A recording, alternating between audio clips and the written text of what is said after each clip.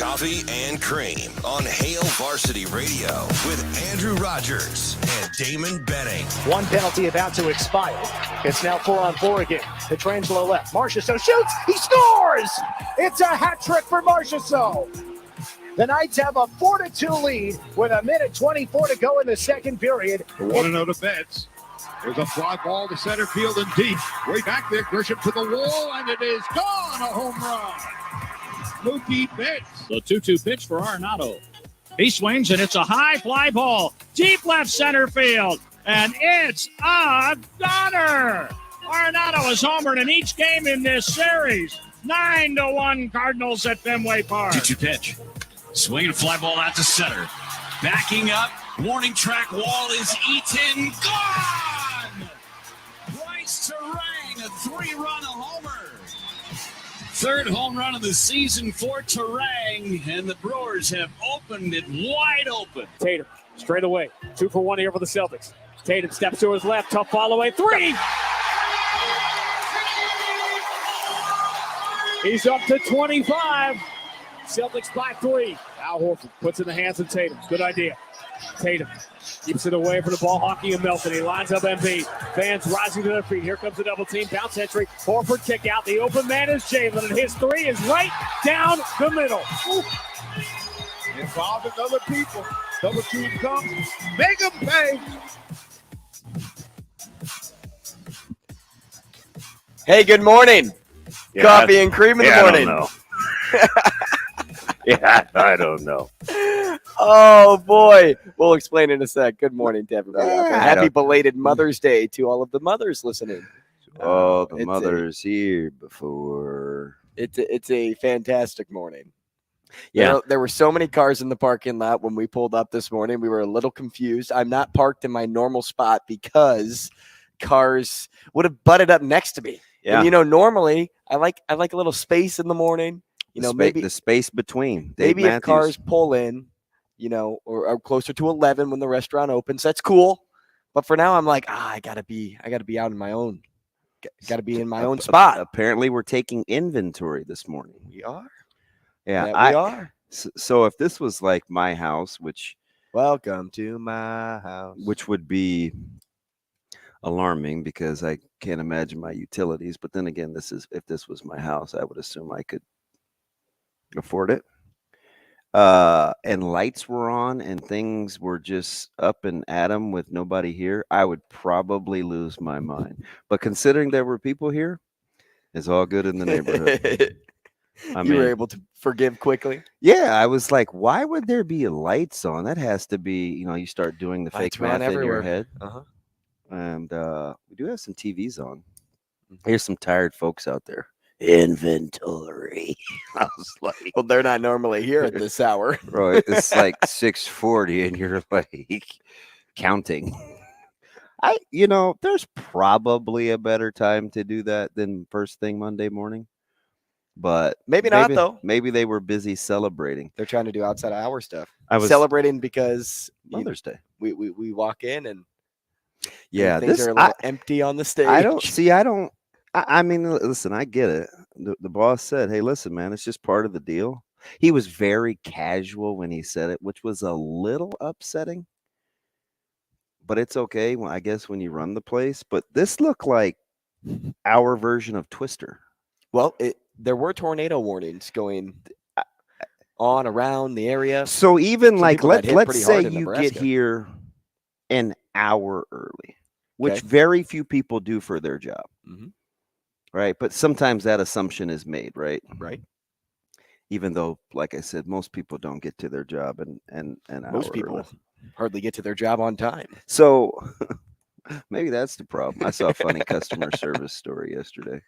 I was picking up some food from my mom, and the lady was on the phone taking an order, and there were some people that wanted to sit down, and there were 2 staff members that I believe were on break. Mm-hmm. But we're kind of engaged talking with one another.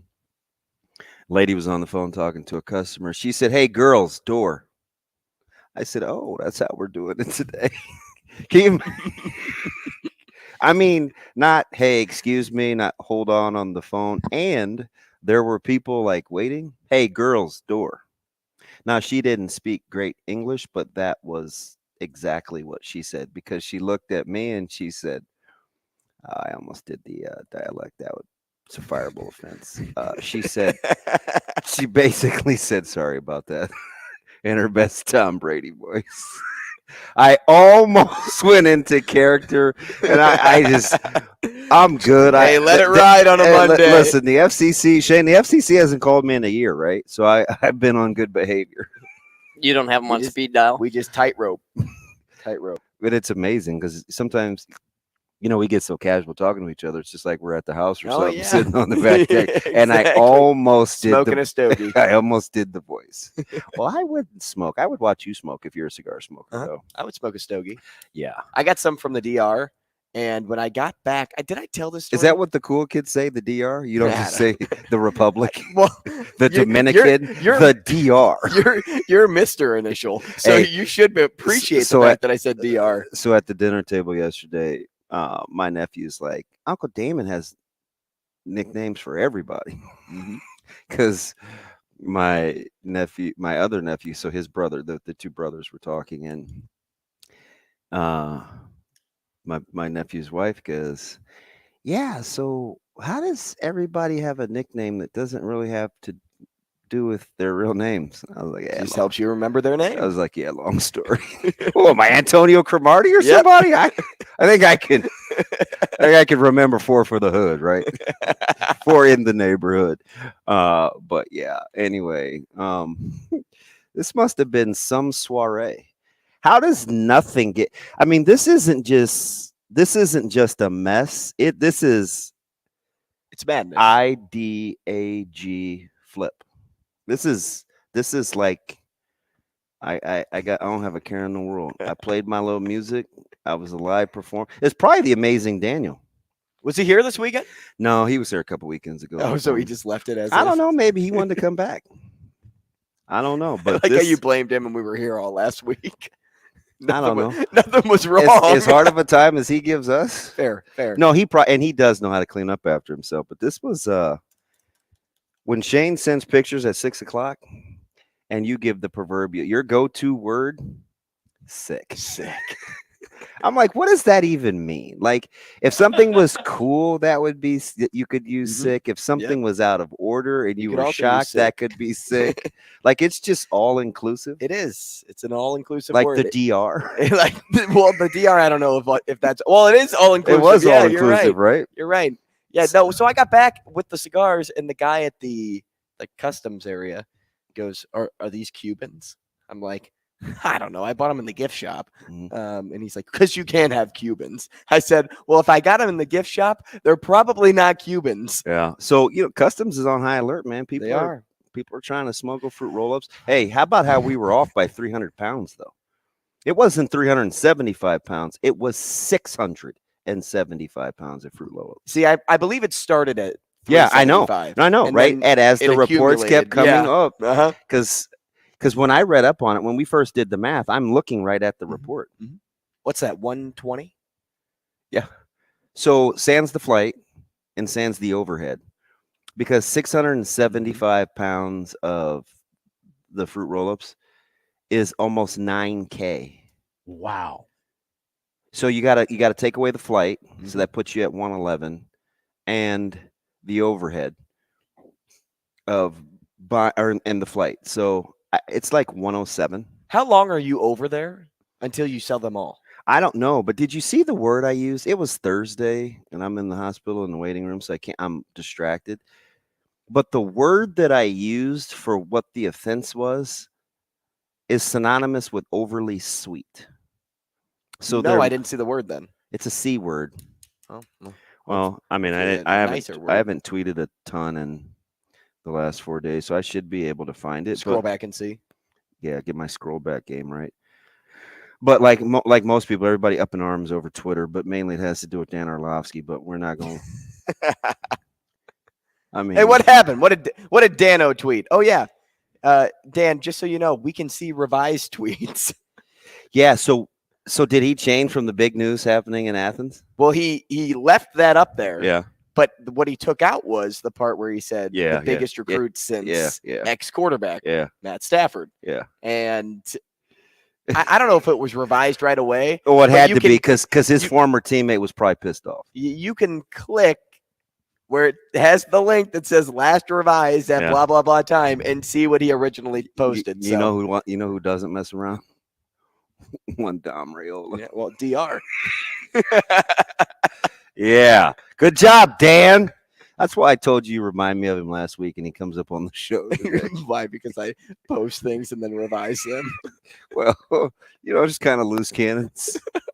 Hey, what's on your mind? Yeah, what is Dan hearing? What is Dan hearing that we aren't? I don't know. Shoot, we're just gonna do what's asked. Weren't we talking about a rumor on Friday? What's all these with rumors? Mike Schaefer, and then all of a sudden now we're talking about another rumor on Monday. Schaefer had a fantastic segment.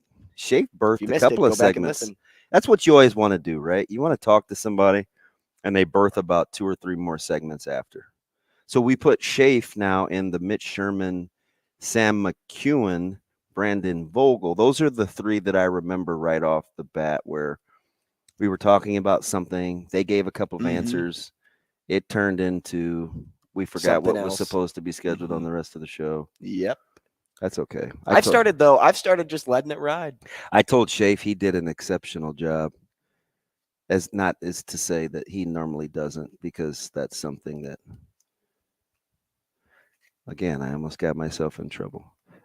Sometimes when you give people compliments and they assume that it's only like that one particular time, and it's right. I've given you the hey, you look nice today. Oh, I don't any other day. No, that's not what I said. Let's stand. Yeah, that's a grown ass man. Right? A grown ass man, Schaefer, with a grown ass beard. I wonder if he did breakfast on the Stone. I did breakfast yesterday. At a new spot in town. I did too. Not a new spot. I don't know if it's very new. The sun is down. First of all, was it any good? It was good. Second of all, let me show you the size of this chicken. No, wait a minute. I thought you were like Shane, and you guys frowned upon healthy portions. Look at the size of that steak. That's half the plate. I have never seen a steak. So I think I know where that is. Go for it. I'll give you the aesthetic. There's a cup. Is it south of Center Street? I think so. Yes. Is it east of 144th Street? Oh man, you got me on streets now. I said that Center Street was the biggest or the best, and you know numbers, don't you? Yeah, but I don't know if it's left or right. You're a man. You know directions. Give me towns. La Vista. South of La Vista, but around that area. You probably know it. I don't know. It's in Papillion. Okay, same difference. Oh, sorry, Papillion people. La Vista is not Papillion. I don't know the distinction, but there is one. Somebody told it to me once. It's called Cafe Diem. Cafe Diem, almost like Carpe Diem. It's in that apartment. No, complex. I know. It's by Lux 96. Yes. Well, that's the complex it's in. Yeah. Yeah. I drive past there a lot. When I go to Bellevue or I get on, I just passed it going to Kansas City. I know it doesn't seem right, but I go south to 370 and I take 370 to 29. I've done that before. So I pass. You pass the construction so you don't get a tire or a nail in your tire. No, that was me. Knock on wood. Remember how I took I-29 instead? Yeah. And I got a nail in my tire. So Cafe Diem? They're not a paid sponsor, but you can say if it was okay. No, it was good. It was really good. We went after church, so a lot of people just rush there for some reason. I think breakfast. Half of the church there. Breakfast is a very difficult meal to eat out, especially on the weekends, because it is a very limited time. And normally you get the church rush. Yeah. You have to beat that, or at least go with it. Yeah. So you don't strike me as a chicken fried steak guy. Love chicken fried steak. Again, everywhere. You and your kindred spirit. Guess who else loves chicken fried steak? Let me guess. He's a guy that puts his whole mouth around the Powerade bottle. Yeah, so he doesn't get Kool-Aid mouth. He is not. He will not be at school today. He's not. He was running around a little too much yesterday, and he's still bleeding a little bit. So he's gonna go ahead and shut her down today. That's good. Sometimes you need that rest. I mean, I feel I'm on the up and up. The doctor told him to sit his little narrow behind down this weekend. Yeah, you can't tell that guy to do that. Well, he had a couple graduation things to do. How's he feeling though, all around? Nah, he's okay. Good. He was okay. He was happy with what he weighed in at. I told you. Oh yeah. Yeah. Doc had him at 188. I went to Kenny Chesney on Saturday. Kenny Chesney, Kelsey Ballerini down at PBA. Wait, what? Mm-hmm. I'm not a concert guy, and you know that. Well, how did you just slide that in on a humbug? Well, I was thinking, it had me thinking about Caleb, then football, then Matt Rhule. My head goes down like some weird alleys sometimes, as you know. And he popped on stage at Kenny Chesney, and I was not there. So this is the Barry in me, the WWBD. I'm at the concert. We get there about 7. Well, that's when they let everybody in. I actually didn't appreciate that because by the time Kelsey Ballerini popped on stage. Who in the world is Kelsey Ballerini? I'm assuming it's a girl. Yep. But even though I do know a Kelsey, that's a guy. Yeah. You probably have heard some of her songs. No, I'm going to go ahead and guess I haven't. No, you like certain songs that I think would reach you. Okay. Is like it reaching deep me? down? Yeah. Deep down. Tugging at my heartstrings? Like Half of My Hometown's one. Never heard of it? They pair that with Kenny. In but anyway, hometown. Yeah, PBA let people in at 7. Is that late? I think so because while Kelsey was on stage, And we're not talking about grammar. We're talking about ballerina. right? Ballerini, Knee. like Bellini. Bellini, like Polini. Oh, wrong name. Sorry, people don't like to hear that name. No, I think people like Bo. Really? Yeah. I get the sense that a lot of people I think Bo is 80-20. Wow, good percentage. Right there. Nah, maybe that's just my sphere of influence. So He's aged better than real time. we get It's flickering. we get an Just alcoholic gotta stay on. beverage. We go up to the nosebleeds where we're sitting. What did they serve you? Michelob Ultra draft. Yes, I wouldn't drink. Yep. Beer. There were some hard liquor stations there, but the lines were so long, and I didn't want to wait. So Was there a limit? no. Like, what do you mean? Like two? Like you can only grabbing take 2? Yeah. Probably. Yeah, I would assume. I didn't stand in that line, but I know I could get 2 beers if I wanted to. So we go up, we sit down. 2 minutes later, Kelsey's on stage. People are still walking in. Mhm. Well, if you are navigating through PBA, there's a line outside to get in. Okay, they open the doors at 7, and she starts at 7:30. Do you think that's a good idea? No. Shane, you're a concert guy. Is it customary? Is it customary? Yeah. Mm-hmm. Is it typical to be entering a concert and somebody's already performing? Nobody can do that. Hey, I'm talking to you.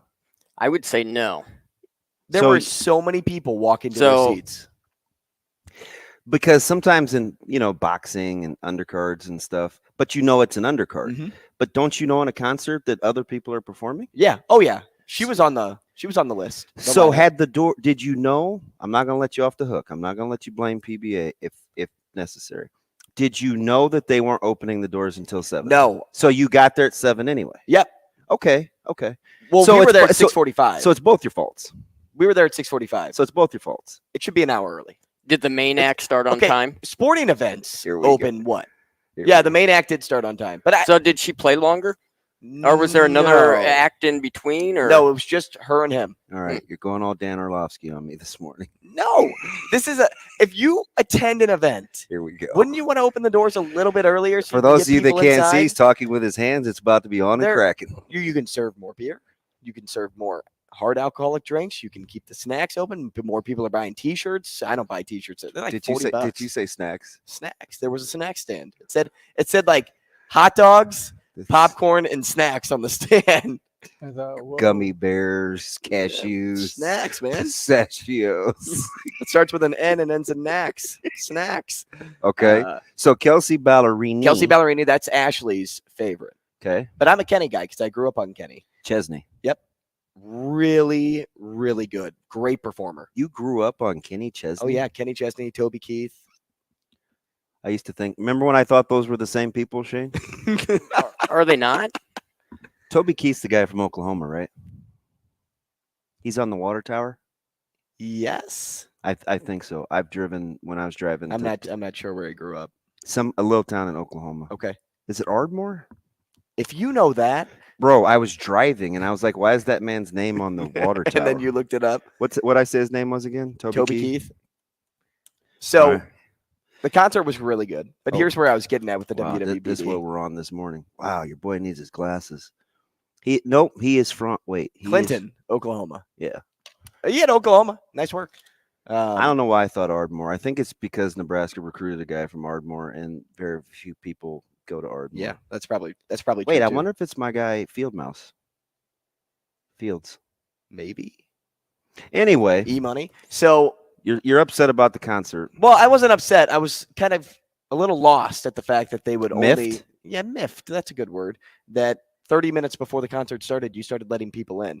So by the time the concert got over, it was about 10:30. So we got there, and Wait, what night was this? Saturday. Oh, okay. Saturday night, and we left at 10:30, thinking that it was kind of like this. We thought it was his last song, but we didn't know. We didn't have a set list, so we walked out. We heard like one more song after the song we started walking on. Un momento, Go. por favor. Shane, set list. Noun, meaning the songs that somebody's going to play during their concert. That is correct. Where do you find those? Like if you're going to look it up, Yeah. just Google it. Could you Google a set list before you So go? we did. We found the May 4th one, but it was not the same. Okay. So Which I like. he threw you a change Yeah, up. I like that because he played like a couple of songs. Did you know on Arenado it? Yeah. Dude. We hit homers. What do you think he baseball to him must look like the 21-pound watermelon I bought at Costco, because he can't miss right now. No, and he's smoking the ball too. Get out, baby. How about Tristan Casas on first? Ask him for his jersey. Yeah. Hey, can I have that? And he's like, no. No, I'm Hey, wearing it. side note, Garth Brooks is on the water tower. Are you Courtesy of sure? Tim Wolf on YouTube. Is Tim the really smart guy? That And broke Eric down Fields is from Ardmore. Fields is from Ardmore, Yeah, right? Okay. Courtesy of Thomas Kuchera. So is the first guy you said? Isn't he the smart guy that broke down the contract for us? Garth Brooks? Oh, no, Thomas, the second one. Eric Fields. Yes. No. He broke down Pujols' Yeah. contract for us. Yeah. Okay. Yeah. So I leave the concert early. We're going to finish the story. I leave the concert early, and then I find out that Matt Rhule showed up on stage. So, okay. It's not a good time to tell the Matt Rhule story, but it kind of is a good time to tell the Matt Rhule story. Hit me. So Matt Rhule was probably the reason why she went early. So what was he doing when he... Oh, you know what? That was last night. He sent that. Oh, when he just shot you a message? Yeah. Because he did just get back from short. So wait a minute. So they're just rolling back into town. He's going to concerts and she's trying to catch up on Benning Bites? Yeah. She's catching up on Benning Bites and unpacking probably. Rhule's probably like, I'm going to go see Kenny. See, I can't do anything until I'm unpacked. Is that already the first segment? I'm serious. You ever get to the hotel and you can't do anything until you're like, I need to have the bare necessities Are in you the guy house that ready to go. Like, put your stuff in drawers at the hotel? Typically. Not me. I know. I live You're out the of bed bug suitcase. guy. The bed bug guy. Well, you know, some people don't put their clothes in the... I set it on the bed, but I pull off the comforter. If that, I'm with you. You can't. You're just a grab your clothes out of the suitcase guy? well, when I pack in how I'm going to wear my clothes. Okay, you are So- you are Dan Orlovsky. Yeah, a little bit. We'll be back. More CNC. Rogers and Benning will be back in 5 minutes.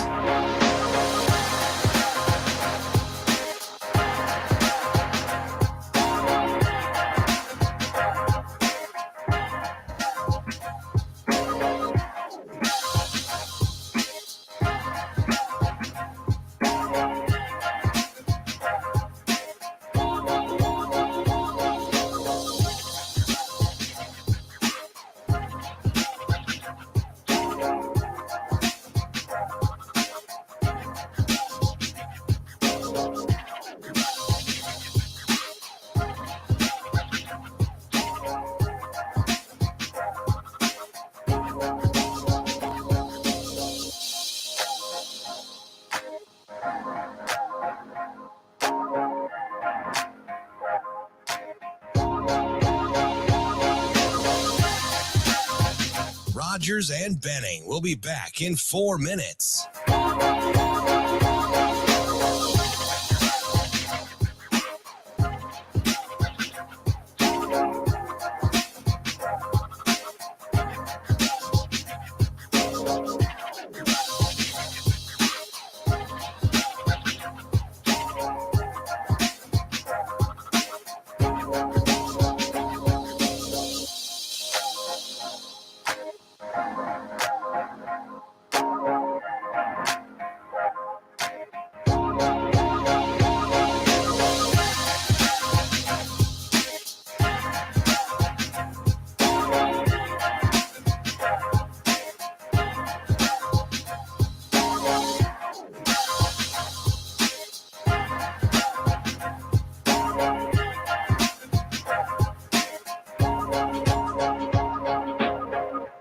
Rogers and Benning will be back in 3 minutes.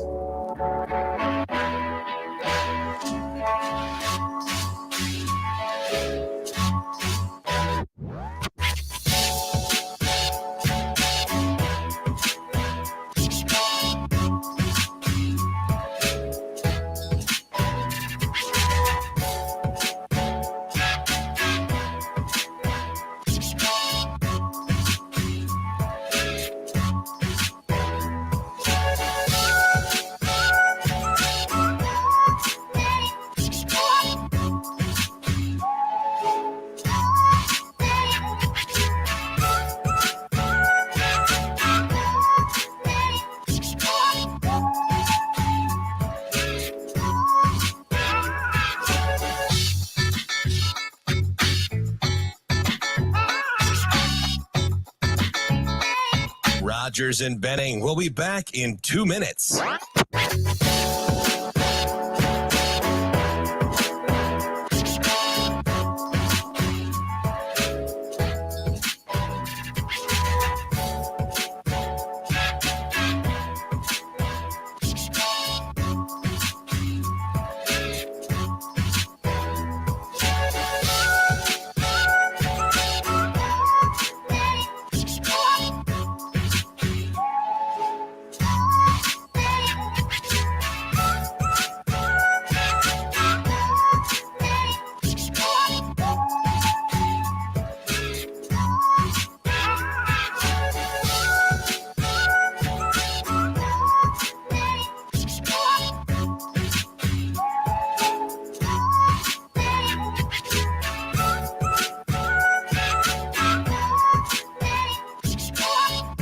Rogers and Benning will be back in 1 minute.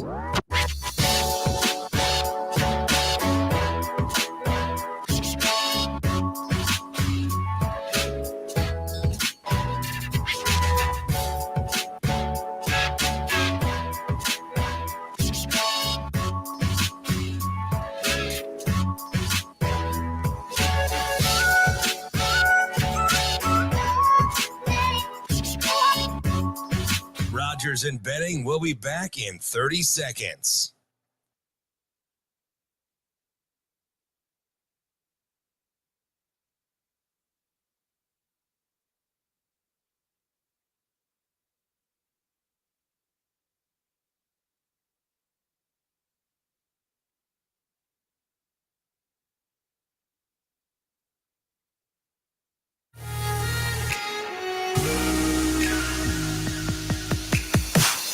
Coffee and Cream with Rogers and Benning on Hail Varsity Radio. Curry with 8, passes to Thompson, catch and shoot 3, came up short, missed the rim, but DiVincenzo gets it, blocked by Davis at the cup. 1 second to go in the half. Reeves the heat from half, it's good! A block from Davis, a 3 from Reeves from half court, and the halftime lead is 10 for the Lakers in Game 6. Water, DB, in 6. AR. In 6. The Lakers advance. You must be feeling pretty good. I thought that was impressive because they, it's Friday night, sleepy town. Everybody's out in LA. They handled business. Out at that game. Bro, how You in a good mood or what? I am in a good mood. No, I'm not really, to be honest. It's okay. Anyway, no one cares. Nightbird Shane, it's okay. It's okay. That's right. We can't play music. That's my mini meltdown. 5 seconds of me just spitting out nonsense. All right, but yeah, so I was pretty happy once they started getting real easy buckets at the paint in the paint. Mm-hmm. I knew it was going to be a wrap. So even if and Golden State shot 103 field goal attempts. I'm not Draymond on the pod saying, "Hold on, Alcantara, mon frere." Not so fast, my friend. Maybe this isn't the end of the big three. Yes, it is. Or you're taking a pay cut. Just saying. Just saying. Well, if he does stay, yeah, he's taking a pay cut. No question. But yeah, I was pretty happy. So we got a fantastic Western Conference Finals. Really good. Two kind of old school teams. Yep. In the West. Now, a lot of people nationally are just saying Nuggets. I mean, I would make them the fave. I'm not. Well, yeah, but I'm not. I'm not overwhelmed. I'm not as anti Western Conference representative as I was 3 weeks ago. I heard one person say Nuggets in 5. I mean, they're playing at a high level. Hopefully, the break slows them down a little. But this is a point in time where somebody can finally guard Jokic. Yeah, I'm not saying Jokic is going to get shut down completely. Kelly Clarkson, but Anthony Davis. It's a moment like this. Yeah, Anthony Davis can defend. Shane, if he wants to be there. I heard a rumor if he wants to be there, he can defend. A hostile work environment. Did you see those reports? Mm-mm. Yeah, her and what's old girl with the short hair that used to. We talking Kelly still? Yes, short hair. Yeah, she basically took her time slot. What, on The Voice? No, bro. the lady that used to like Anne Heche. Not gonna lie. I thought The Voice too, Shane. First thing when he said Kelly Clarkson. What's her buckets? She Ellen. has the short. Thank you, Ellen. Oh, remember ED. she had Shane. Eric Dickerson.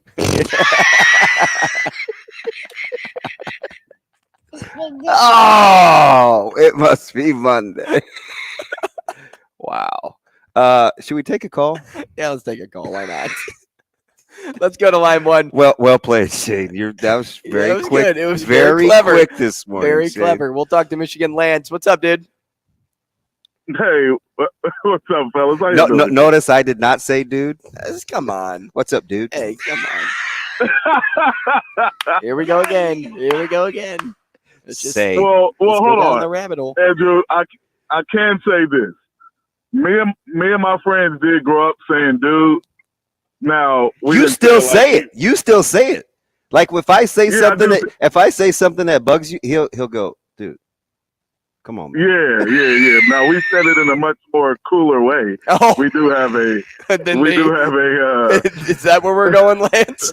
Well, you don't let much cooler than me. All right, okay, keep them coming. Let him have it, Drew. Let him have it. Hey, he's not here for any of your tomfoolery this morning, Michigan Lance. Hey, Andrew has been on fire since last week. Yeah. Hey, he's been getting that DB with tough questions. Andrew turned into Mike Wallace on it. He's out here letting us have it. Yeah, go ahead, I got a viral infection and it just ticked me off. He's like, hey man, I want to take this a step further. I got a question for you. Oh, what's that? Man.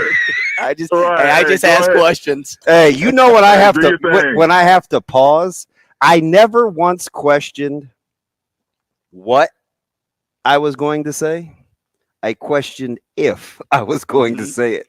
Oh, right. Because you don't know how it's going to be received. Yeah, and at that point, not so much as like, sometimes I worry about context if people don't know my heart, right? Right, exactly. Yeah, and that's the thing. It's not like you care what people think, but Correct. You don't want them to take it in, wrong interpretation. And correct. And after listening to what you guys said on Friday, it made me, it really validated what I thought. Like, DB's name and reputation around Andrew is second to none, right? Mm-hmm. He has a great reputation. They know what type of person he is, good person, this and that. Now, me, on the other hand, you're going to get some different things, right? And so when me and my family decided to move, one of the things I looked at was for my son who plays football. Mm-hmm. Like, he's coming into high school. What is it going to be like for him based off of me. And I felt that people wouldn't be able to separate us, especially, just from what they perceived about me, because you really got to talk to me or talk to people close to me to truly know me. I completely agree with that. And so when I'm hearing Damon's having trouble, like, and he's a good guy, like, I'm not a bad guy, I'm a good guy too, but like, it just validates, like, man, my son nobody would have been able to separate Michigan Lance from my son Langston. And I'm like, I can't put him through that. And I know, yeah, I can do it. Like, I can do it really good. Like, I remember I was coaching at Central, and in the summer we played Bellevue West in 7-on-7, and Huffman and those guys just got done winning the championship. And one of the things he said, like, was like, hey, we're getting kids from North Omaha. We're doing a great job. And that kind of triggered me because I'm like, hold on, man. I'm from North Omaha. I'm coaching. Like, now they got one of their own. And so me and him went after each other in 7-on-7. DB knows I'm not backing down. So then afterwards, Huffman says, man, what's wrong with your guy? Right? And I don't get him. Why is he this, and that? Right? And I'm like, hey, man, it's competition. When I'm out there, I'm competing about football. But guess what, though? The two schools my son was going to go to if we stayed there was Bellevue West or West Side. My son, I would have my son play for Huffman because I know how to separate a personal and I guess like a business professional relationship. Sure. I was just competing against him at the time. But I would have my son play for Huffman because I like the way he does things. That wasn't personal. And he didn't understand that because he doesn't know me. But you got to find that out. So it's tough out here, this recruiting stuff. Man, there's no rhyme or reason for it. It's just, it is what it is. And you have to do the best thing for your kid. And because the adults, for some reason, want to make these kids be adults. Well, the kid doesn't talk, or the kid doesn't do this. The kid doesn't do that. Yeah, because they're kids. They're all over the place. So I think the thing that is one of the things that's the hardest to balance is my reverence and respect for the sport, like the work that you have to put in and how hard it is to actually be good. And then I pit it against what I know it takes to play at the Power 5 level. I want the adults in the room to know that too. Anything else doesn't matter. Doesn't matter where I went to school. Doesn't matter if you think he thinks like it. It doesn't matter like that. Because a lot of other kids don't get recruited that way. So don't like. Don't change it for you. Yeah. All of a sudden, don't make circumstances for you. Yeah. Exactly. Yeah. Like, just recruit like you normally recruit. You're nothing different. Whether you're on the radio, you're not on the radio. Like, adult, what's my big thing? I said this to my staff. I say this to people I work with. At some point, the adults in the room have to be adults. Yep. And deep down, people want to be led. So sometimes that's me too, right? Like, I like good leadership. Doesn't matter what age you are. I'm gonna gravitate towards good leadership because at the end of the day, I think that's what's ultimately gonna work. Because you should never stop learning. Also, at the end of the day, you want to continue to be led because you're learning from the leadership. So Damon's going through his first cycle of a kid being recruited. His son being recruited hard. You know what I mean? Daughter got recruited, but not as hard as Caleb is getting recruited. Right. And so, like, this is a whole new journey for Damon, and nobody's recognizing that because you've dealt with so many kids, but those weren't your kids. I'm sorry, they weren't. Yeah. Lance, we appreciate the call, man. Thanks for being real. Everybody's just turned into. And going back to your point about being led, you put in so much time to where you know, like, where good leadership is and where to find it. And so that in turn is how you help lead your son the other kids that you coach. I just look at some of these programs. I'm like, because you've been there, done that. I'm like, you don't know any better than to just stay the course. Like, just do you. How do you win if you think like this? Well, some of you don't. We'll be back. Rogers and Benning will be back in 4 minutes.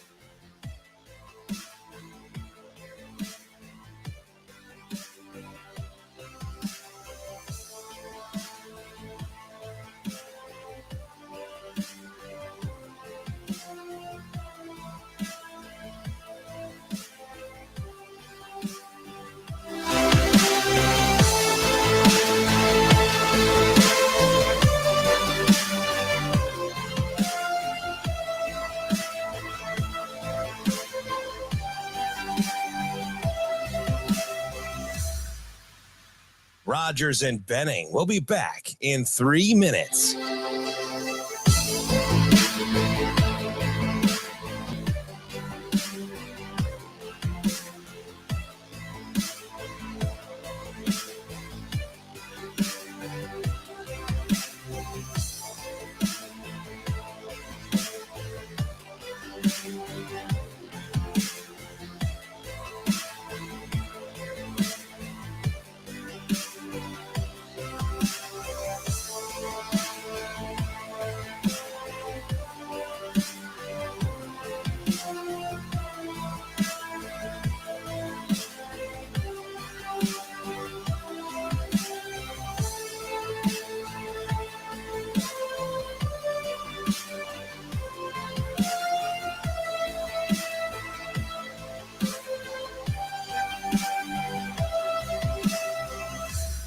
Rogers and Benning will be back in 2 minutes.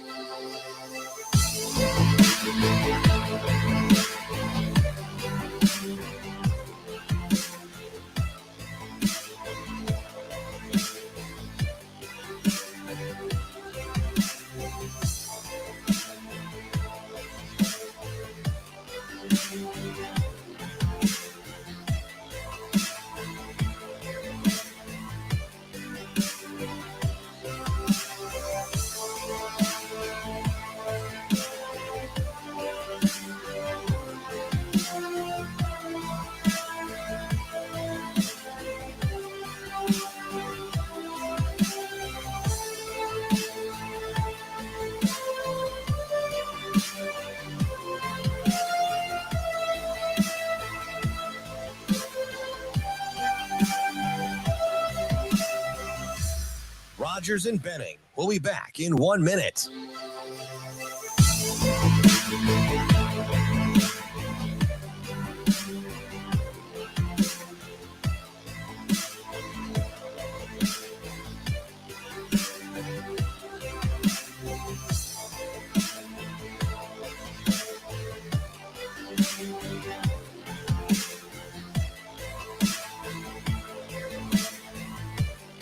Rogers and Benning will be back in 30 seconds.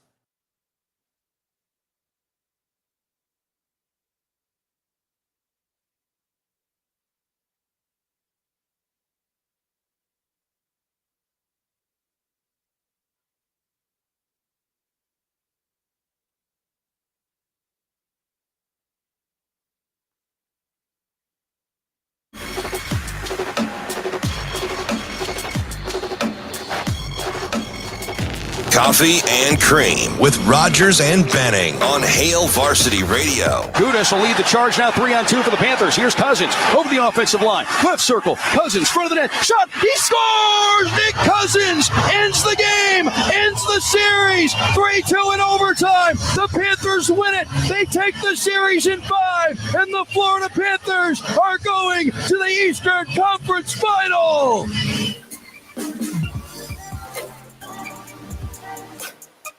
Oh, shoot. That's Mr. Inventory doing his thing. Everybody is on one this He gives Monday you the morning. subtle head shake. It's early. Everybody is having Hopefully a good they day. can appreciate what we do. Here How's to it going wake out these there? fine folks up. Where are you listening? Let us know. Stay Live on Twitter. Stay live on dry. YouTube, 590 Oh. in Omaha. Now that we got the ESPN brains Radio. here, maybe she can teach us how to Dougie. Hey. I want to do a backflip.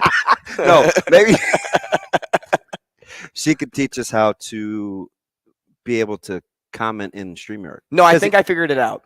Well, thanks for sharing. You've just Yeah. been sitting on that? Well, she told us, and I think I figured it out. Okay, well, how come you didn't say, hey, D-Bizzle, I think I've got this. Hey, D-Bizzle. Here So, we are, back with the nickname. My old pastor used to call me that. D-Bizzle? Yeah, that's his. Lord and Savior. Come up, D-Bizzle. If he saw, actually, he's white. I appreciate the dialect you just went into. See, that's what we deal with. Subtle racism. That is not it. Hey, That is not it. look, now he's uncomfortable. Listen, No, I'm here. listen, I'm here for it. You know who never plays the race card? Your boy. Don't worry about that with me. Whoa! We gotta own what we do. It's okay. I'm not playing the race card. Although, fudge, man. I wish I could play cards. Anyway, You do play cards all the time. I wish. No, like literal cards. No, like, oh yeah, online, that doesn't count. But listen, so he was my I'm gonna say Pastor Troy. We ready? No, Pastor Todd. Listen, man, stuff happens. My mind is telling me no, but my body's telling me yes. All right, focus, Damon. Damn. All right. So he's called me D Bizzle forever, like double-digit years. But we're almost the same age. He was quarterback at Iowa State.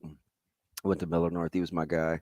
Played softball with his brother. But anyway, Bizzle was like a thing because of growing up. Snoop went through a stretch where everything was Izzle. Okay. Like for shizzle, Yep. Bizzle. Mm-hmm. So then D Bizzle was birthed. Born. Yeah. That's it. Was D Bizzle baptized? Yes. Early and late in life. Oh, nice. Yeah. The name or just you? Me. I had to start over, man. Your boy needed a mulligan. I take mulligans all the time on the golf course. Yeah, I don't know how I feel about that.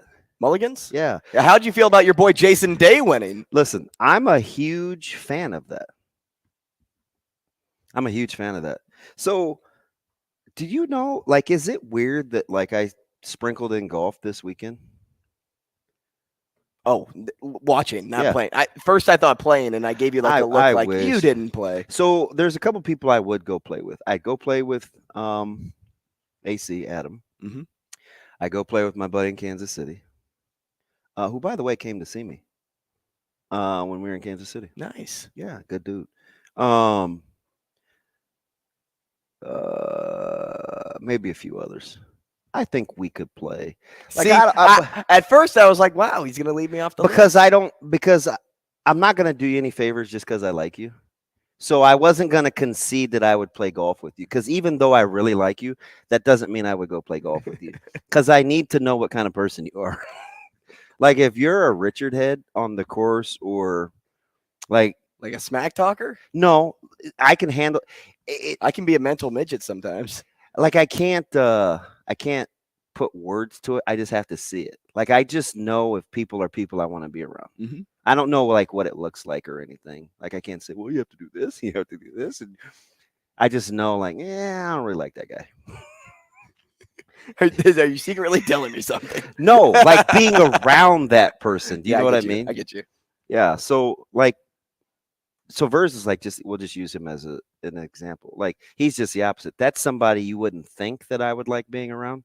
Oh, you're around him all the time. But I love being around. Yeah. So you would golf with him. Yes. And I know he would make and I know I'm gonna get it. So that's what I'm saying. I don't really have any rules about what I would and wouldn't like that I could tell you. It's just a feel. Mm-hmm. Like he'd be like, 170 with your driver. Good job, DB. Yeah, that's not how I play. Mr. Musclehead. Oh, so you say you box. Nice hand-eye coordination. Like he would be that.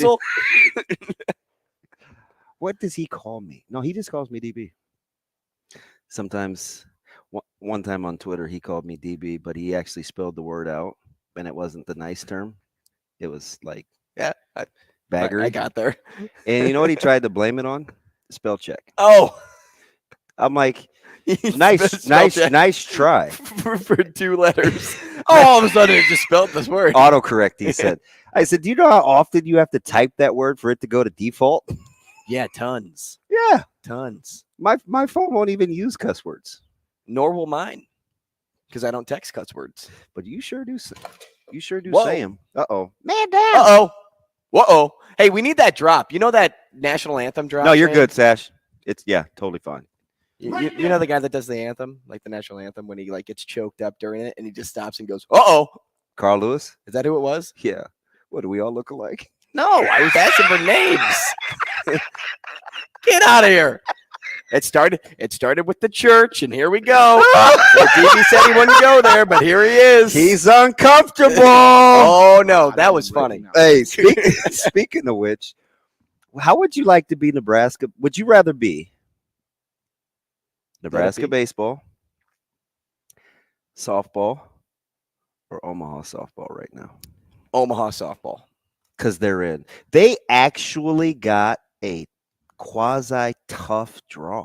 Tough draw, but notice how they're the 3 seed. Kind of, yes, in theory, Like yeah. that goes to show how good this softball team actually is. Lock, stock. Because you see a lot of, small programs that just make it because they win their conference tourney and then they're the 4, right? Every time. Yeah. But when you get placed at the 3, that's greatness recognizing greatness of, hey, we see you, Omaha. We see you. Do you know how far back your guy goes with Omaha softball? Very far. 1991. 9. Dang. So I guess it was after college. I should have guessed. Yeah. So I used to do this job where I ran a foundation for kids around town. We did it in Omaha and Lincoln, and we'd hire student athletes. I only had 3 people that I can remember. Maybe I'm missing one.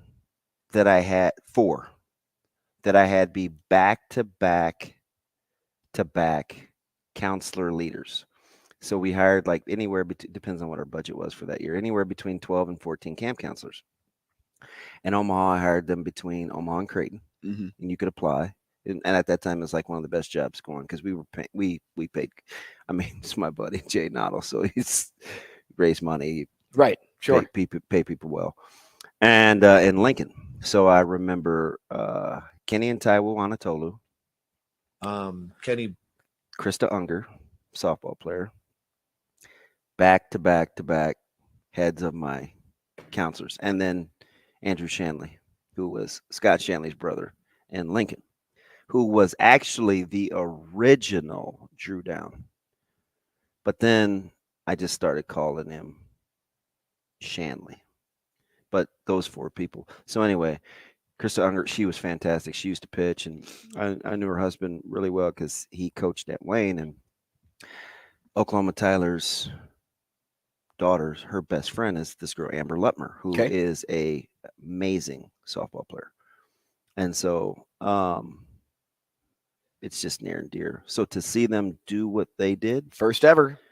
Did you, I shouldn't put you on the spot, but it's okay to say no. Did you watch the Big Ten Championship softball game with Northwestern?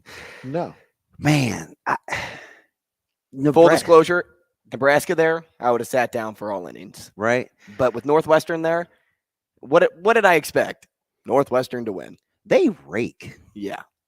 They really do. I just go back to the series in Evanston that Nebraska played. I did not expect them to get swept. But they're in there too. Now they got to go back to Oklahoma City. Yep.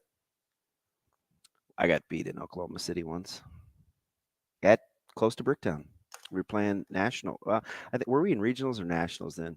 We ended up getting beat by a team from Louisiana, who's one of their players. He was a twin, won the College World Series the very next year as a freshman. That's the guy we saw in Bartlesville, Oklahoma. Yeah. Yeah, he must have sucked. He shut us down. Breeze is called him. Speaking of nicknames. Everybody has a nickname. It's Lob. It's Breeze. Everybody. Would it be Zoe? Bear. Dang. Or Ryder. Ryder is one. Yeah. We call her Ryder quite a bit. Where does Ryder come from? Zoe Ryder. Not Low Rider. Zoe Ryder. So I just used to call her Zoe Ryder. Now she's just Ryder. She's Ryder or Bear. Yeah. Who would you rather be? DB. No, out of those 3. Nebraska baseball, softball, or Omaha softball? Like all are in good position, but I don't know if I would feel comfortable being Nebraska softball right now. So I would this is probably opposite thinking. The last team I would be, even though they're safe and not facing elimination, is baseball. Well, you still got a long way to go.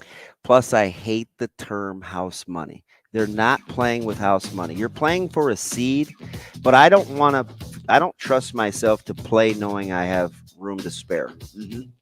Because conventional wisdom says just get in, you have a chance. Nah, just win and you have a better chance. Yeah. Well, trust that offense too. They're starting to heat up. Kinda. They are. They're having some better at bat, but it's Penn State, so I got to take that with a grain of salt. Sure. I think I'm going to go with Nebraska softball. I mean, do you feel comfortable being Creighton baseball right now? No, big weekend. Huge weekend. Big weekend coming up. Good news for them is Georgetown has Xavier and Nova has Seton Hall. And Omaha has Creighton in baseball. How about Sam that? McKewon up next. Rogers and Benning will be back in 4 minutes.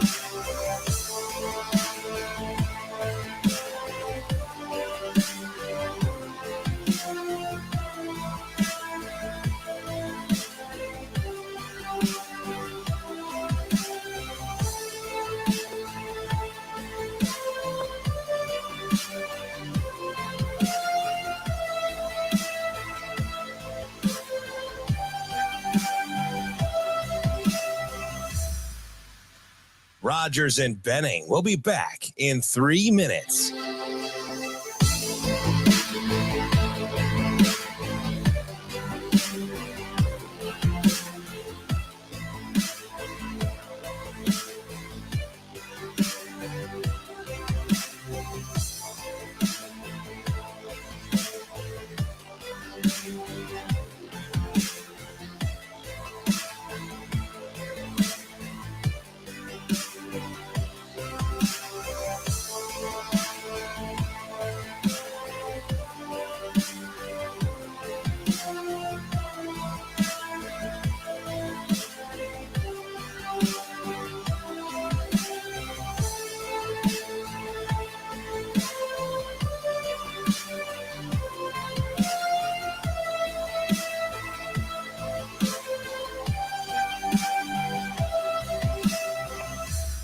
Rogers and Benning will be back in 2 minutes.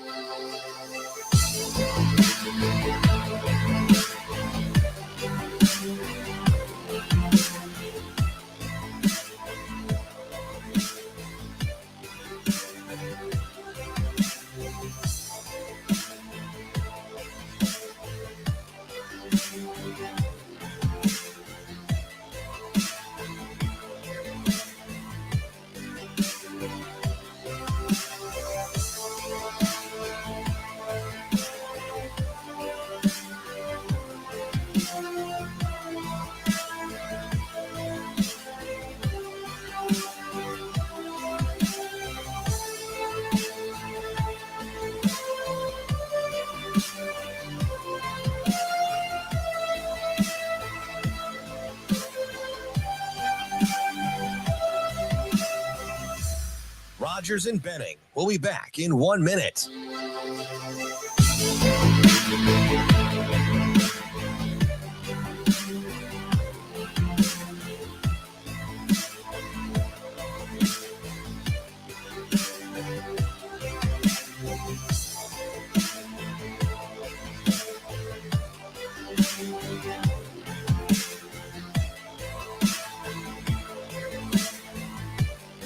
Rogers and Benning will be back in 30 seconds.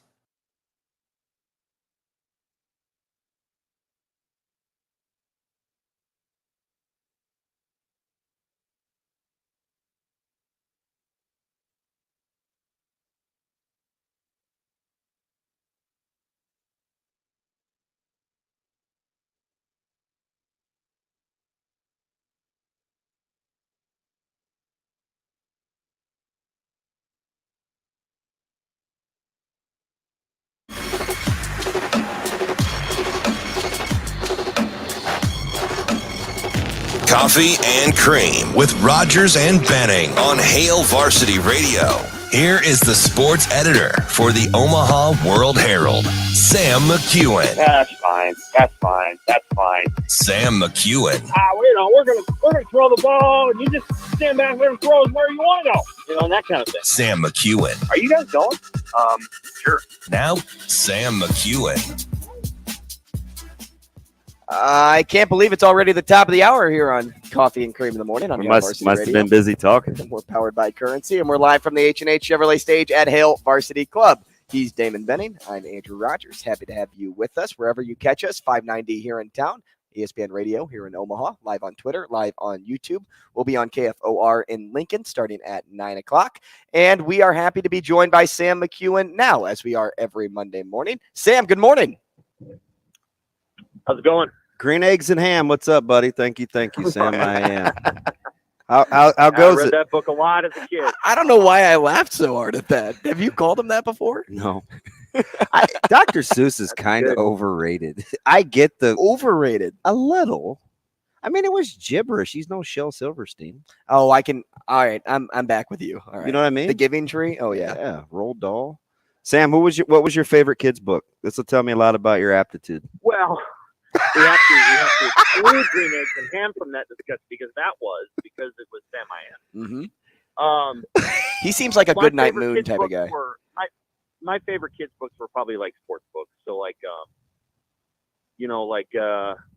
books about Salt in My Shoes. I read a book about Bill Walton when I was a little kid that made me become a Portland Trailblazers fan. Who does my that? My favorite athlete growing up was Walter Payton.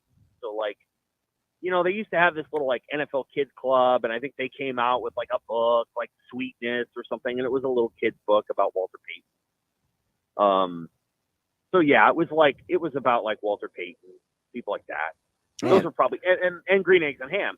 I liked Where the Sidewalk Ends. That was great. Yeah, that's Shel Silverstein and Light in the Attic. So I like reading. Yeah. So you have, and I should know because I have kids that are actually a little younger. Are those books still able to be in the library, like Light in the Attic and Where the Sidewalk Ends? Yeah. Okay. Yep. So yeah, since those books are still in the library. There were like 6 Dr. Seuss books though that were taken off. Really? Yeah. Like I got to be honest, I'm not up to date on what He's like, listen, I'm negotiating high school parking lots. Do you think I know anything about elementary anymore? It's like, come on. Well, yeah, I've got a 4th grader. That's true. He's really into like Dogman, the comic. I don't know if you've heard of those. Dogman. I haven't. Yeah. So he's really into that stuff. Diary of a Wimpy Kid. He likes those. Oh yeah, that's Mike. I got a guy like that. Yeah. So stuff like that. But like what's really changed in culture is obviously social media, and so like YouTube, kids watch YouTube, and we've kept him away from TikTok because that's but TikTok videos are on YouTube, and so like I think, for example, if you go back about 15 years, everybody talked about Disney, and one of the reasons people used to talk about Disney is because they would buy the DVD of the Disney movies and they would play them in the car, right? Well, now people don't really do that anymore. Now the kids just look at their phone, and it's not Disney, it's YouTube. And so like it's Dude Perfect or whatever it is on YouTube, and I think that or Mr. Beast. Right, Mr. B. Oh yeah, oh my God. So like it's a contributing factor to how entertainment changes, and like it's not that it's Disney's fault, but they haven't figured out how to address that because the technology is what kids are drawn to, and what's on the technology are YouTube videos, and that you're not watching full-length Disney movies anymore. And so like people will make references to Disney movies, and they don't resonate with the kids the same way because that isn't their thing. That's like their thing is Mr. Beast. That's funny. I at some point I got to get to sports, but I basically watched 6 seasons of Snowfall on TikTok without seeing more than a minute at a time. I just would watch a clip and then I would read IMDb, or good show. Or Sam, I would go to the episode because inevitably everybody will ask the question a thousand times. What episode? And people won't answer. Like I think it's a game on TikTok in the comment section. And then I would go back and read episode blank explained. So I feel like I've watched Snowfall, Sons of Anarchy, and what's the other one? Snowfall, Sons of Anarchy, and The Sopranos without ever really watching a full episode. Sounds it's like amazing. English class. It's amazing. Yeah, the first and third of those shows are worth the full watch. I have not watched all 6 seasons of Snowfall. Life intervened, but I've probably watched about 3.5 of them. You know, does that make sense? Yeah. With TV anymore, you come in and out. Like, it's not. There's so many TV shows that you're not going to get to them all, you know, in order. There are probably people in my life who are able to do that, but I'm not one of them. I'm not one of those people in my own life. So Andrew and I were talking. Would we rather be Nebraska baseball, Omaha softball, or Nebraska softball? Let me take it one step further. Would you rather be Sam McKewon after the going from 7 games to 5 in a series in the mentions, or Dan Orlovsky and his mentions after his Georgia reference? Would you rather be Sam, or would you rather be Dan? Well, I mean, Dan's doing a little bit better financially, so I guess I'll take. You'll take the criticism. You'll take the criticism and having to pull down a tweet, right? What did he say? Oh, he said something along the lines of hearing some big news happening in Athens, and he revised his tweet after saying it's the biggest recruit since Matt Stafford at quarterback. and he pulled that one down, but kept the other one up. But you can see revised tweets. Does he know that? He has to know that. I mean, that's not like. Do you call that news? Because his mentions would lead you to believe. No. Well, I mean, you know, he has a different audience than maybe a recruiting person does. So it's possible that it just now occurred to him. But, you know, he does have, I guess, a different group of people that he's talking to, most of whom are NFL fans. Although he does college football, you know, he does and does okay. Yeah, he's all right at that. I like him at times, and then at other times, I think he's, you know, not my favorite. So don't say that. I compared Andrew to Dan Orlovsky, so don't say that. Fashion sense, and maybe a little personality wise. So he dresses just fine.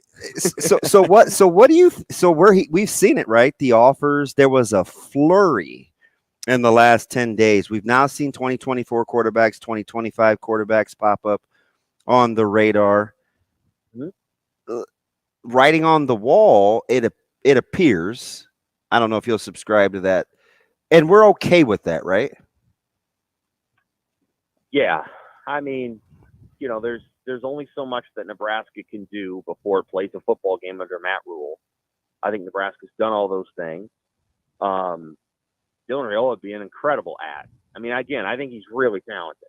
So this is not, but you know, I mean, you have to be realistic about your chances when you're basically starting from scratch in December, because Scott Frost had burned the bridge, but Scott Frost just was not in the game anymore to recruit him. And so, you know, Matt kind of had to start in December, and, you know, Georgia had a multi-year head start. So it's, you know, that's challenging, and we'll just have to, you know, we'll have to see. Matt Rhule made a comment last week, and I don't actually think he was referring to Dylan Raiola, but he was like, you know, we're going to be respectful, but there's some guys that they're open to coming and visiting, especially if we have a good season.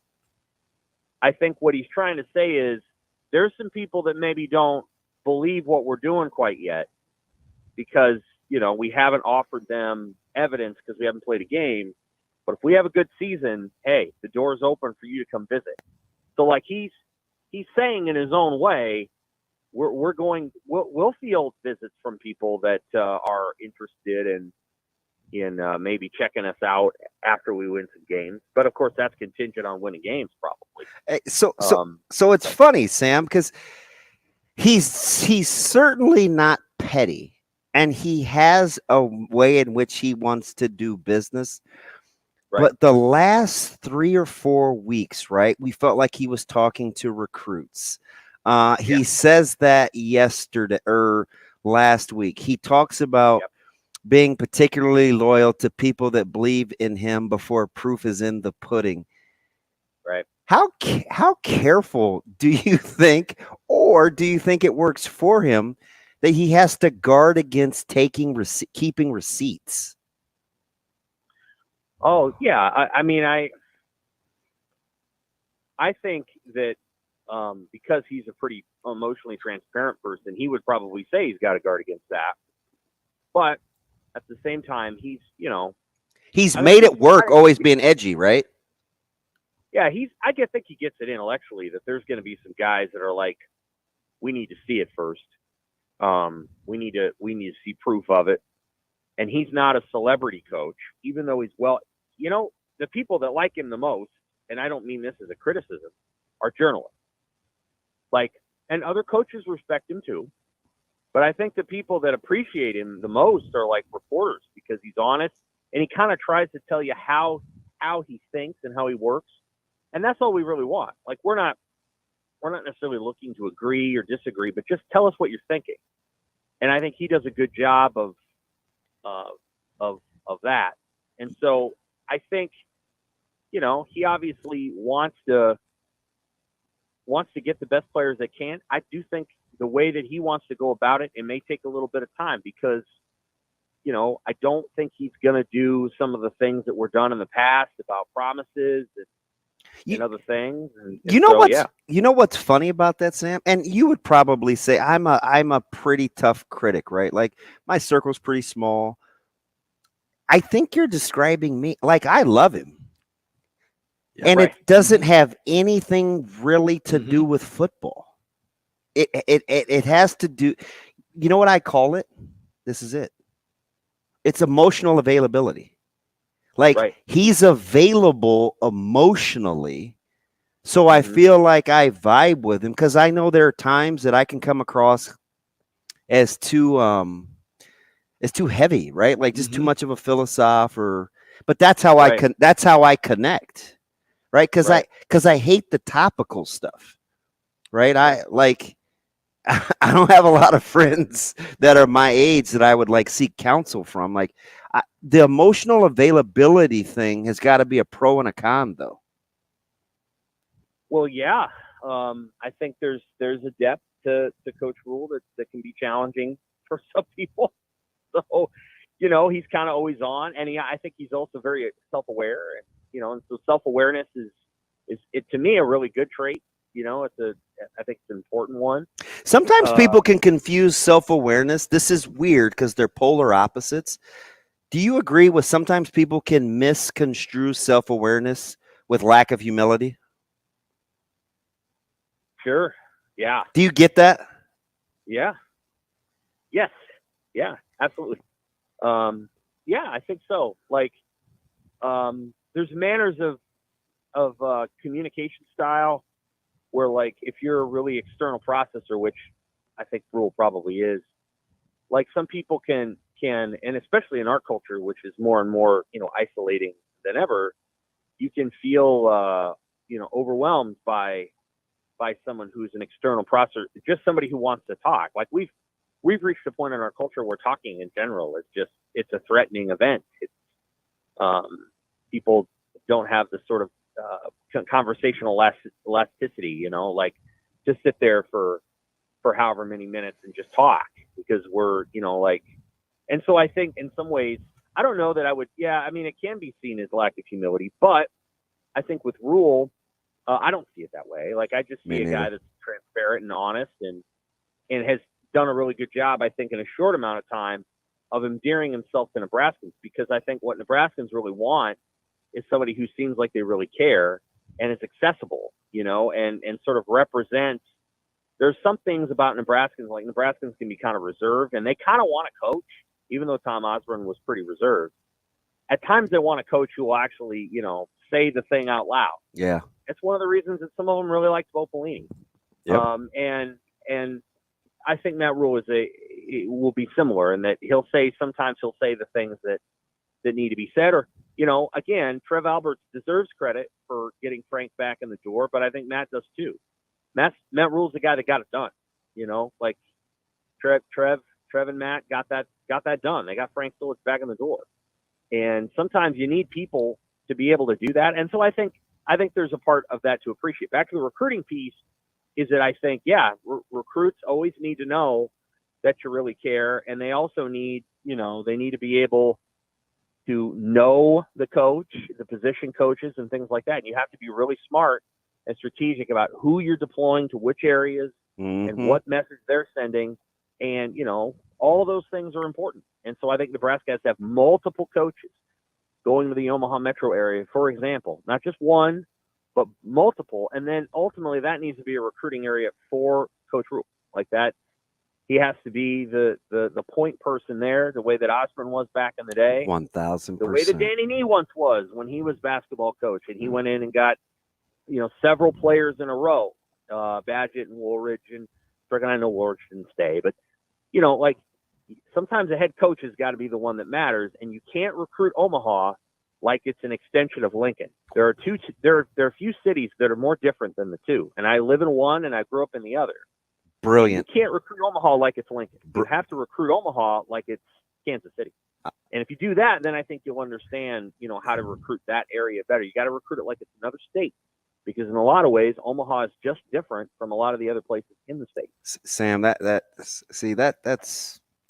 that's why I like Monday. I think you're 1,000% spot on. You just have courage enough to say it out loud. Yeah. Okay, that's good. Well, hey, Noah Fant is an example, right? So, Noah Fant, he obviously went where he needed to go, and he went to Iowa, and he's a first-round pick, and he did a great job. But, Nebraska didn't recruit him very well. And, they didn't – I don't know why. Thought that was my fault. He tested well and did all these other things, and they just He went to South. So people downplayed it because they lack the ability to see when a guy's just good, and they worry too much about who he's playing against. Mm-hmm. Yeah, I think that's part of it. I think that's part of it. One thing that I think is absolutely true, and this is sometimes the more you know about a person, the less you know about him. And I think this hurts at times people who cover Nebraska high school sports and the athletes themselves. If you take it, you can know everything there is to know about a player in the metro, and you can tick off every weakness that the guy's got. Everybody everywhere has weaknesses. Mm-hmm. You have to bake that into the cake. So there's a kid in wherever it is, whether it's in, West Des Moines or it's Kansas City or suburban Chicago, or what, they all have weaknesses. The fact that you don't know what they are doesn't mean they don't exist. And so sometimes there's an over familiarity with, and this happens a lot in basketball, of he can't do this and he can't do this and he can't. Yeah, but he was just on a team that went and won a big tournament in the EYBL. Mm-hmm. Who cares what he can't do? There's something that everybody not named LeBron James can't do. Mm-hmm. So let's not worry about. And so a lot of times it gets in their head, and it's like, oh man, we can't take this guy. He's got flaws. Well, they all have flaws, and Nebraska basketball has recruited so many players from all over the world who weren't very good. They're just not.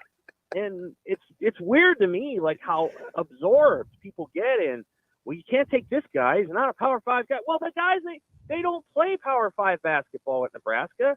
If they play in a league that plays Power 5 basketball, but when people will say, well, what about, this guy went to a mid-major. What do you think Nebraska's doing? They're playing mid-major basketball. They're finishing. I mean, they went 16-16 last year, and they did a nice job. But that was the best year in 5 years. And people are like, oh my goodness. And I mean, the year before. They wouldn't have beat Colorado State or New Mexico or any of these teams. What are you worried about whether or not they're? Well, this kid went to South Dakota State. They wouldn't have beaten South Dakota State. What difference does it make? That's that kind of stuff. It's very it's just coiled in there. You that kind of, it's just, you know what I mean? That. Sam, remember when I almost got kicked off my old former show when I said in 2013 you can't be afraid to be compared to Michigan State or Wisconsin. We're not beating those teams. I know historically you thumb your nose up at it, but I know it. I remember those days. It's and now we would give our left testicle to be Wisconsin. At least I would. I don't need them anymore. I'm not saying Nebraska fans and journalists are arrogant. I'm not saying that. I'm just saying that I've always been a huge advocate for in-state players. And a lot of times on the football side, it's, Well, why didn't Nebraska get those guys? Legit question. And on the basketball says, well, Nebraska didn't need those guys. Those guys weren't good enough anyway. Dude, hoops is weird what like that. What are you talking about? Yeah, Just because Roy Enright, 18 years ago wasn't good enough out of Omaha Burke, and that's no knock on Roy, but, they took him when he was a sophomore in high school or whatever Barry Collier did. Just because he did that 18 years ago doesn't mean we have to wait another 18 years to get a kid out of high school. Hey, don't you love how people say, well, what's such and such? It's like, God, Sam, you are in fuego. We may have to keep you another 10 minutes. I'm just telling you right now. Go. Oh, fudge. Well, so, like, the one time. So remember when, like, when McMorris and Hall weren't people didn't think Nebraska was on their radar, it turned into, well, who's panned out from Bellevue West before? And give me a kid. Is this Jalen Bradley 2.0? And it's like, like, really? Like, you guys can't stay in the moment and appreciate staying current, right? It's just what you're saying, right? Just because a kid from Southeast or just because Okafor didn't work out from West, whatever it is, or Avante Dickerson or whatever. Right. It's like, can you guys stay in the moment? Can you stay in the moment? Because you know what we do? We piss and moan over guys like Easton Stick, Budgeta, the superstar on his 18th contract from Millard West, D lineman. I can't remember. Oh God, and he's my guy too. Harrison Phillips. There you go. Yeah. Noah Fant. Like, really? Hey, or do you do the whole thing? Well, Rashawn Jackson was from South. He turned out. So now we need to go get more guys from South because Noah Fant and Rashawn. Like, stay in the moment. Yeah, I know. It's tough. Again, I'm not trying to not overly knock me or people who cover. I just seem to find that, like, the part of the in-state recruiting just seems really hard. And you hope that Rhule's able to figure that out. I do feel like, given time, Fred Hoiberg will now figure that out. I think his previous lead assistant had zero interest in recruiting the state, to the point of, like, saying, we don't really care if we ever get anybody from here, and that he didn't say that, publicly, but that was the vibe. And so, we'll see what happens. In-state recruiting is fun. Well, Sam, we appreciate your time this morning. I kind of just let you and DB go. I wish you could see the responses. Boy, people love some Sam McKewon. Sam is on fire. Great show today. All comments coming in with you on the phone. Sam, you're the man. Take care. Bye. he can't take a compliment. We got to work on that. He just, take care. Hey, don't say good things about me. I know I'm good at my job. Man. What a good segment there. Self-awareness and humility, right? Sometimes we confuse the two. We'll be back. Rogers and Benning will be back in 5 minutes.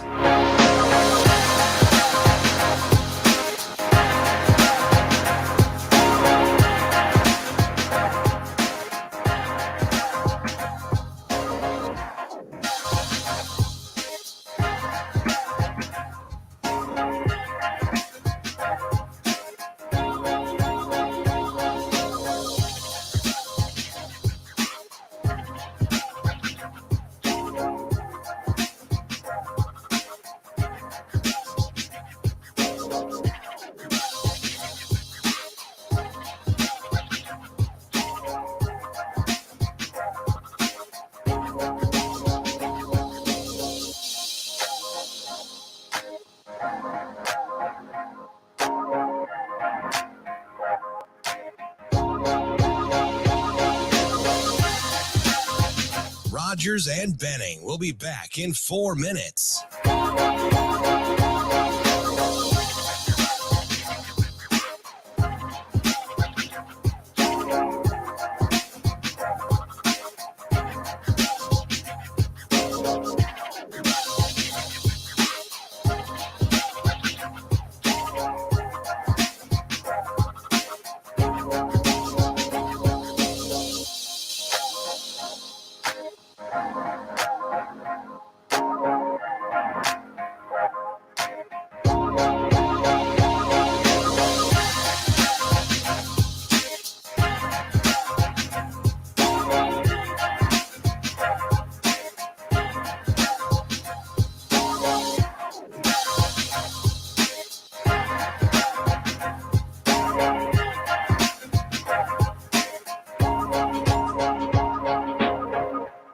Rogers and Benning will be back in 3 minutes.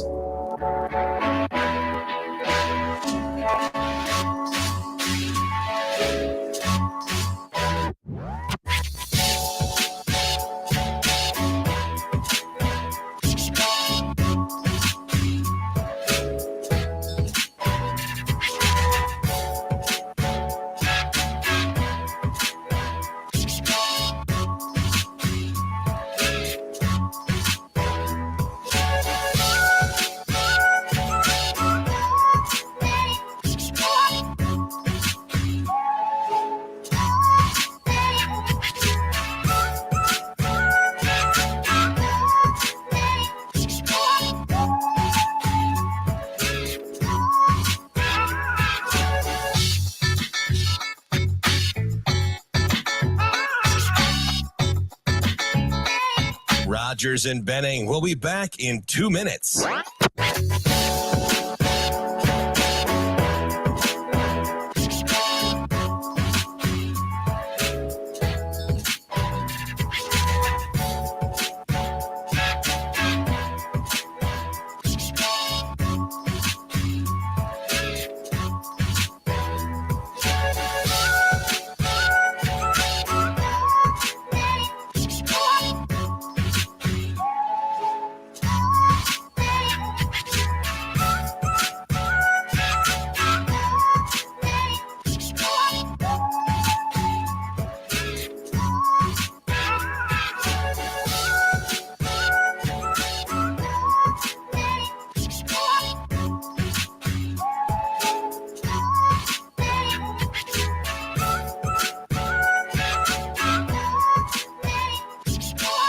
Rogers and Benning will be back in 1 minute.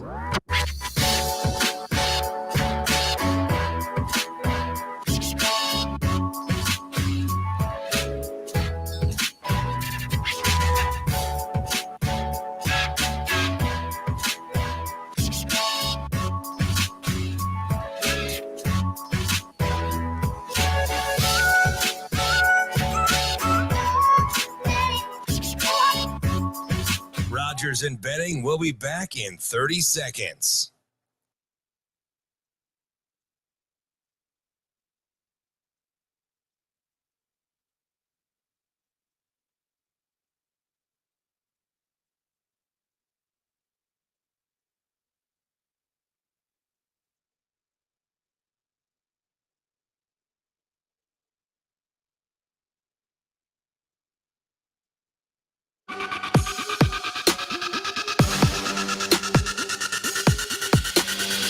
Coffee and Cream with Rogers and Benning on Hail Varsity Radio.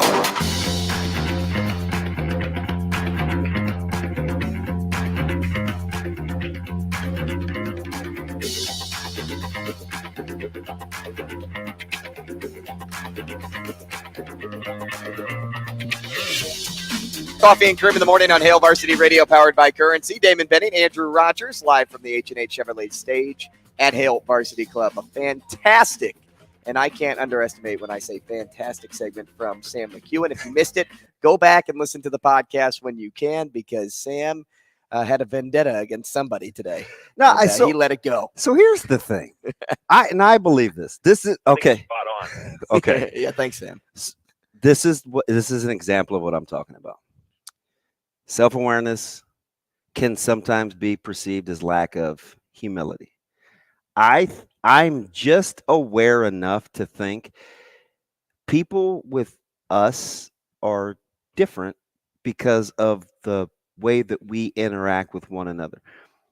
You can try to replicate Jay Foreman other places. You're not getting the same Jay Foreman that we get. You're not getting the same Ravi Lula that you guys had last week.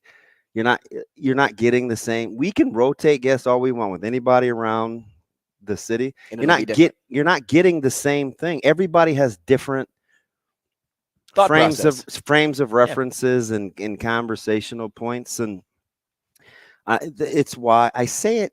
I've said it since we've had him on, and I always used to mess with him for like 6 or 7 years. I would tease Sam all the time, right? Not 6 or 7 years. It was the time that I couldn't talk to him. So was I a little jaded? I don't know, maybe. But I felt like I want to talk to him so I can challenge him or get him to talk about blank when we didn't have access to the Omaha World-Herald guys. So I would always try to get him to take it one step further. See, now I can. Now, every time that I talk to him, and he lets us go there. Because we ask, they're not hard questions. They're just difficult. Right. So, you said something. It's like when he gets into because such and such didn't work out, I was like, just go. Because I can't stand it. I see it and I hear it all the time. And on the heels of what happened in our conversations about local recruiting, it's like we've somehow convinced ourselves if we don't get a guy, it's beaten dog syndrome. They're not good enough anyway. We cooled. It's never worked out before. Right. We free ourselves up of even having to be responsible emotionally. Like, can you just look at player X? We heard it for 3 days about Rizak. People are still mad over Teddy Rizak, right? And you offered him too late. You weren't in the mix, and then all of a sudden you put your name in, and then boom, he commits to Notre Dame. Right. But what did we say the other day? Like, there was a fine line. Nebraska felt like they had done their research. They had watched tape. They missed the boat. They got to be able to say they missed the boat. And how do they fix that? It's what Rhule says. He says we need to get guys in earlier. That's why we're having camps for 7th graders, 8th graders, 9th graders, 10th graders, because he doesn't want Teddy Rizak to happen again. Man, why do you love Matt Rhule? So you know why? Because of what happened at the end of last week and this weekend. Hey, you know what? DB, this will never happen to me again. Right? Is that not what he said? Stop caring about what he did from 3 days ago. Look forward to what he's doing over the next 3 days. He said, this will not happen to me again. We had done our eval. It was early. I've got to trust kind of the word of some others. When I got here, we're in the off season. Can't see you guys play. I thought we were going to have time to get him to camp. He's like, hey, man, we missed the boat. Do you know what they spent time doing? Apologizing. Not to me, not to Coach Stamanji. They went right to Teddy Rizak. Hey, man, you know what? We missed. We had done our due diligence. So after that, I don't care if you get him or not, because obviously he's going to Notre Dame, and I'm happy. Listen, that is my family, right? Like all in on the Rizaks, right? And it's okay because they admitted that they made a mistake. Won't happen again. Now go get the next guy. It happens in recruiting. It's not some vindication of inadequacy, right? Like, you had to come in and go by you're working rapid fire. You have a junior day a week later. So you're counting on the notes and what's gone on of your predecessors. And maybe you missed. And these are the growing pains that come with being a first-year coach in a new area. Right. So it's like, just because something had been, and I love the examples that Sam was giving, and hoops is weird like that. Well, they're not good enough. But what were we fawning over? We weren't worried when we missed Hunter Salas the first time. It was, he can't do this, he can't do that. We didn't even think about Latrell Wrightsell when he goes to Fullerton. But they're on the open market, and we see what they can do on a national level. It's like, come back home. Please, beg. Shane! Come back home, Shane! Right? Come on, Shane. Because we can't stay in the moment. Is Coach Rhule the guy? Well, I don't know. I'm not talking about wins and losses. Have you seen so far, whether it's how far you want to go back? Let's keep dating it. Go. Callahan? Yep. Pelini. Riley. Frost. Have you seen, instead of having the beaten dog syndrome, have you seen the characteristics that he's exuding so far that are the same as the others? Whatever your answer is, base how you feel on that. It doesn't make you look dumb or stupid, or you don't have to stay ahead of the game or super smart if you stay in the moment in your eval process. You don't. I get it, right? Sometimes the best form or the best indicator of future success is past performance, but not with different individuals. Now, if the same individual is trending that way, I get the reluctance. But these are new people. So you got to free yourself up as a fan and in the media to start fresh. Right? Is there anything wrong with that? No. And when I was at the concert over the weekend, I had somebody behind me. He tapped me on the shoulder because he asked me what I did for a living. And later on in the concert, he tapped me on the shoulder and goes, "Is Matt Rhule the guy?" Like I went to Lincoln. Like I was here for the entirety of Scott Frost, and now I live in Kansas City. But I'm struggling. Like, is he the guy? And I'm like, well, has he given you a reason not to believe? And he's like, well, no, I don't think so. Then I said, there's your answer right now. Like right now, your answer is, can you believe in this guy? It's not, hey, we have results to back it up. But even in his misses, what does he end up doing? He owns the results. He says that all the time. We have to be able to own the results, and the good or the bad. That's what Coach Rhule does. When he believes, when he was talking at the Chamber event, right? He said, everybody asked me, I hope we're just good this year. He's like, no, I hope we're good every year.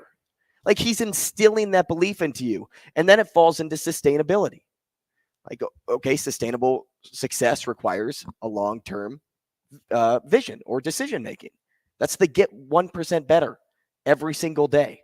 He's building the accountability, the ownership. And then it goes into accountability and availability, right? There's no days off. He says that. There's no days off. Even when we hit a home run, hey, the next day. Like, oh, no, it's right on to the next guy. When we miss, hey, we messed up. It's on to the next guy. He takes accountability. And then it goes back into the owning of the results. And so when I'm having a conversation with this guy, I'm just like, look, just take everything that you once knew out of the picture. Like, I get it. I know it's there. I know you dealt with Scott Frost and it wasn't good.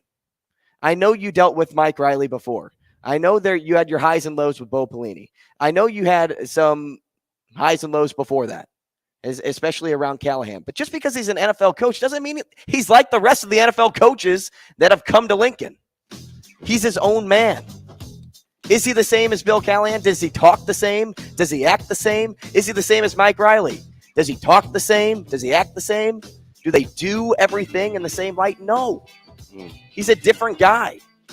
He's had his struggles, and he's grown from them. And now he's here. How is he doing it? He's learning. But what is he doing? He's planning for the future. It goes back to the point of me saying, hey, you missed on Rezac, but guess what? He's having a camp for 9th graders, 10th graders. Is he going to miss on the freshmen? No. You know what? Talk to me in 4 years. If he misses, call into the show and say, Andrew F. off. We'll be back. Wow. Rogers and Benning will be back in 4 minutes.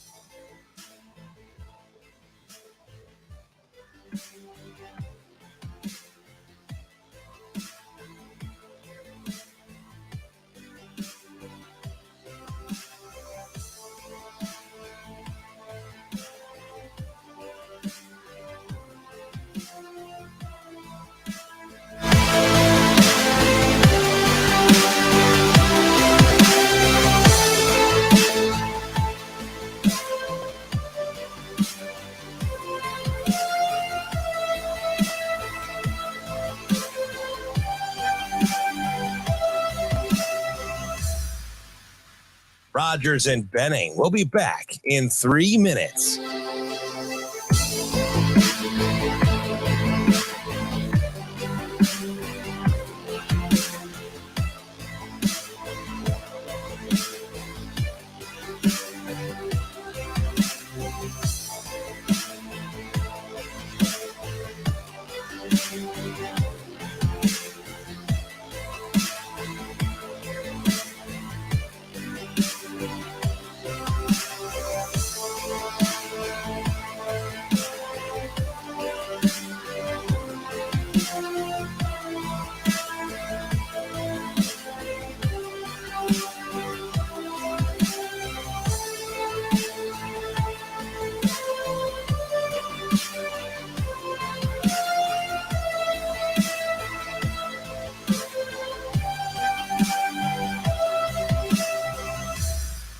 Rogers and Benning will be back in 2 minutes.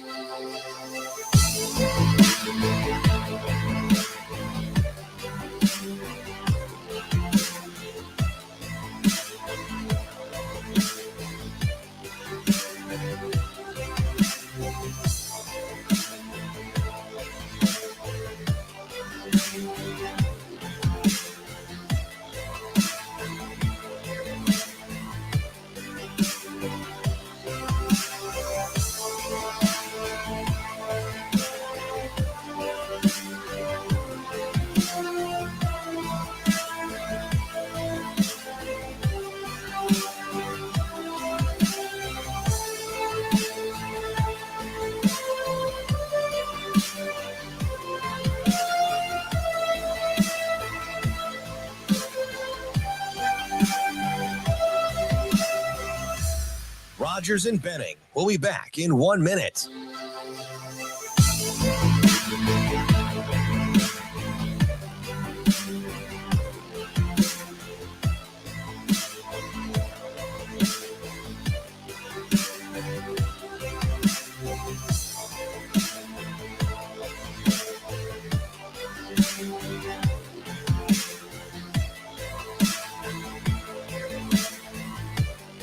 Rogers and Benning will be back in 30 seconds.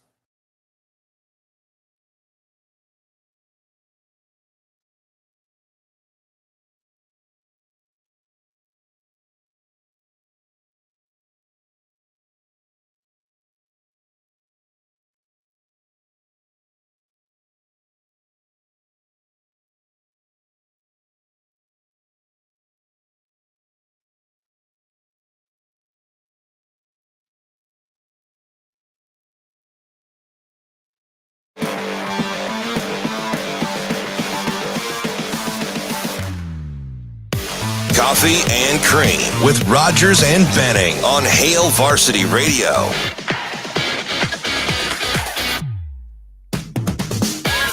Hey, welcome back. Go kick rocks, maybe. We'll go with that instead. What did Channel 3 Sean say to you? Dude, he's a trip, so don't gas that guy up. He essentially said, "When can I set my calendar to say Rogers? He's hilarious. Rogers F off." Yeah. You talk about a dude that keeps it 100. Just tell me to go kick rocks. We'll keep it PG. And he will cuss at you too. We'll keep it PG on the show. Give that a shoot. nice little heart on Twitter. Coffee and Cream in the morning on Hail Varsity Radio, powered by Currency. Damon Benning, Andrew Rogers. Let's go back to the phones and talk to Brady Oltmans, except he's not on the phone. He is on video. Yeah, cool guy. Here with us as well. Give us a big wave. And he's not wearing a tank top. Was it a tank top last week? What were you wearing? It was a cutoff, man. A cutoff. Yeah. Sorry. Yeah. He went out and mowed the lawn afterward. Yeah, well, when it's a nice day out, you're going to crack open the windows and put on a cup of coffee, Yeah, you were putting in the practice field. Yeah, well, where I come from, that's what you do, you know what I mean? Cornbread and chicken? Yeah. Wait. Why cornbread and chicken? It's a song.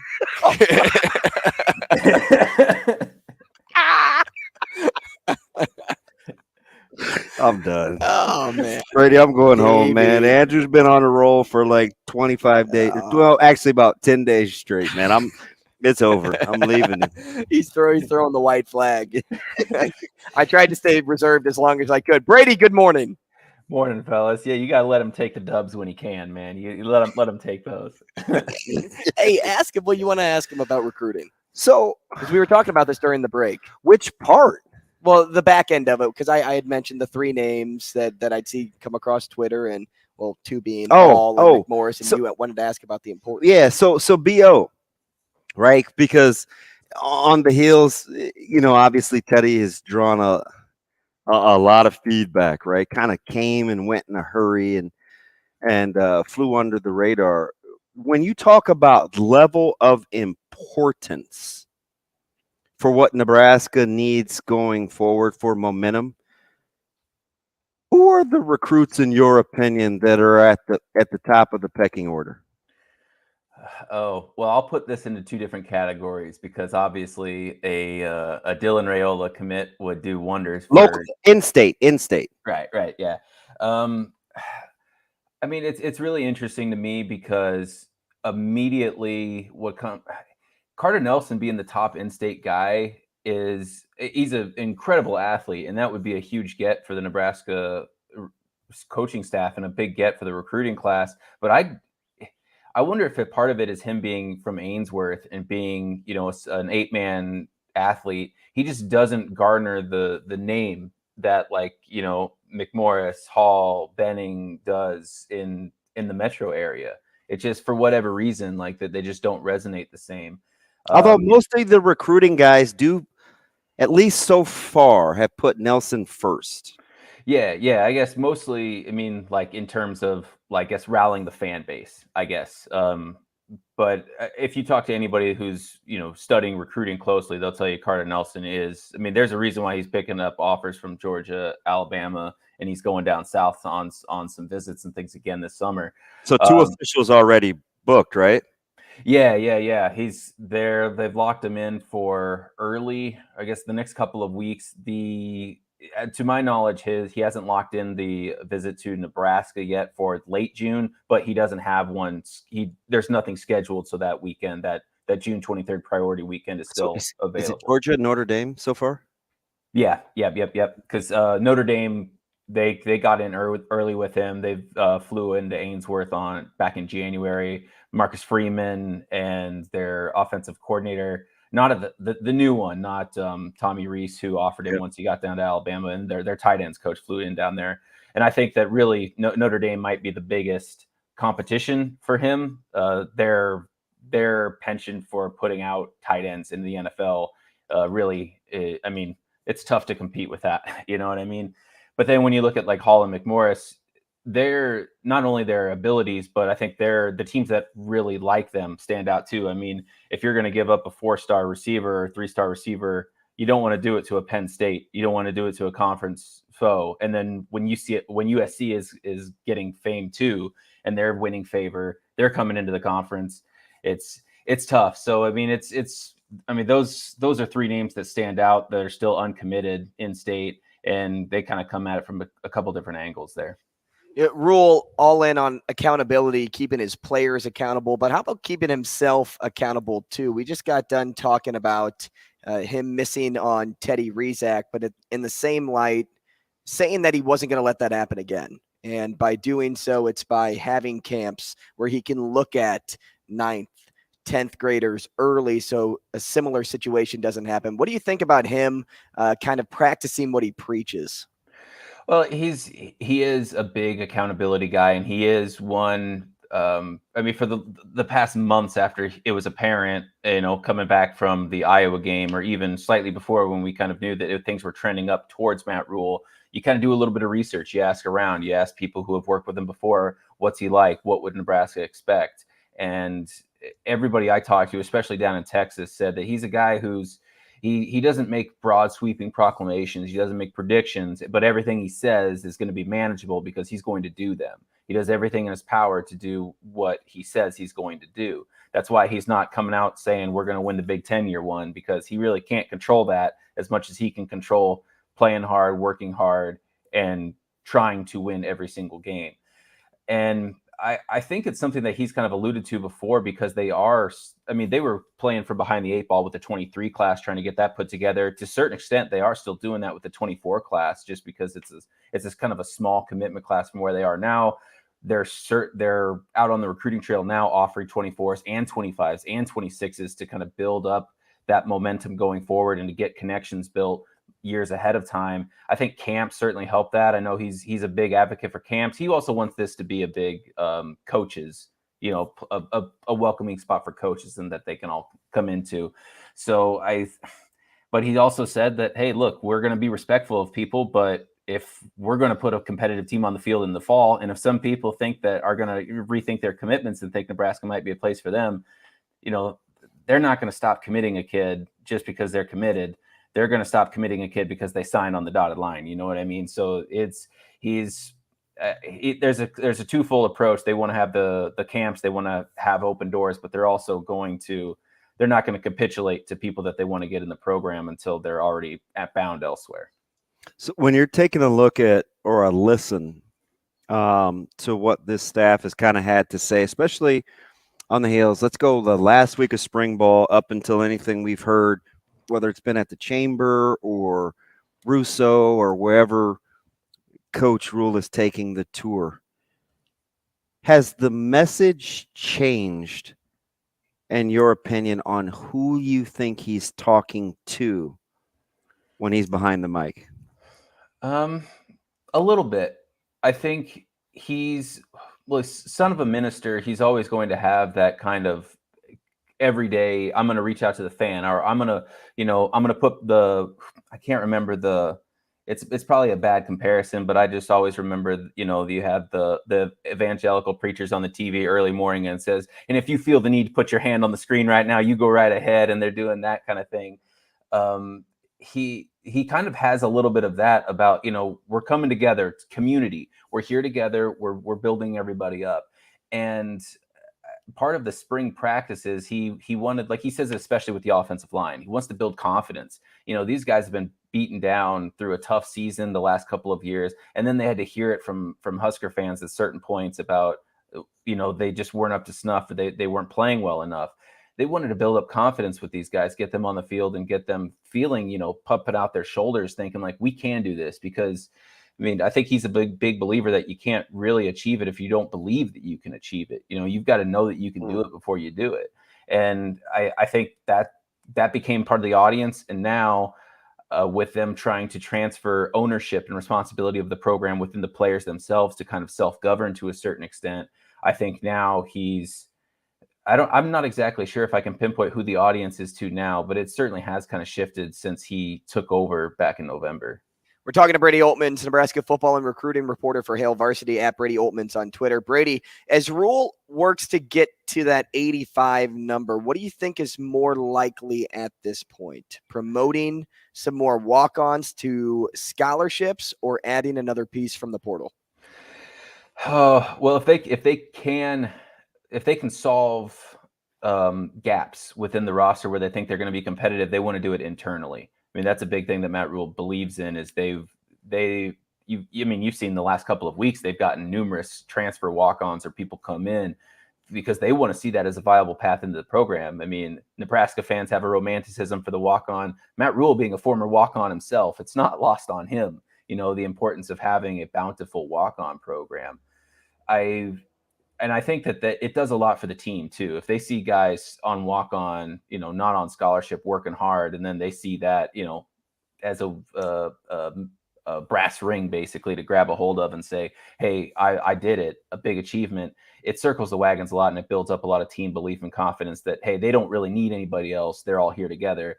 But I think at the same time, if there's somebody from the portal that's a good fit for the team, a good fit for what the coaching staff is looking for and could help out on the field right away, I think that there's certainly a belief that they would go into the portal and get those people. And Matt Rhule has said they've kept an eye out for guys. They've looked around, but there's been nobody in this portal, in the spring portal right now, that they like enough to actually go after. Brady, we appreciate your time this morning. Thanks so much. We'll talk again next week. Thanks, Brady. Good deal, guys. We'll see you then. Thanks for all the smiles, B.O. Again. Yeah. I'm helping. Another 3, no CB. Oh, he said Benning. No, it's top 3, though. Oh, yeah. But I heard him say Benning at one point, so I'm like, there's honorable mention. I think he's being nice. You got to talk about Baron Liebman trade at some point. Guys that I used to coach. Listen, stud. Thought on that. We'll do that in the sports cleanup, but when we come back, let's talk to Rashad Phillips. You got it. More CNC next.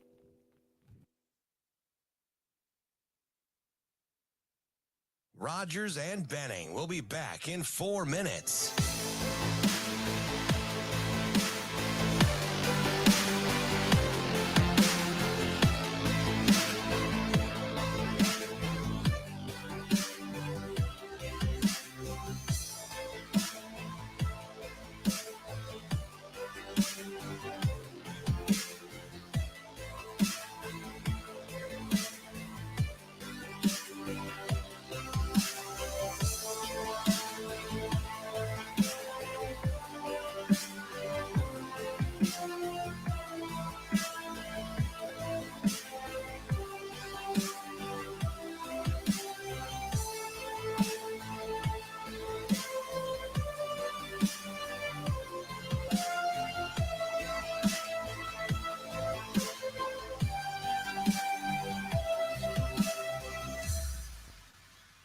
Rogers and Benning will be back in 3 minutes.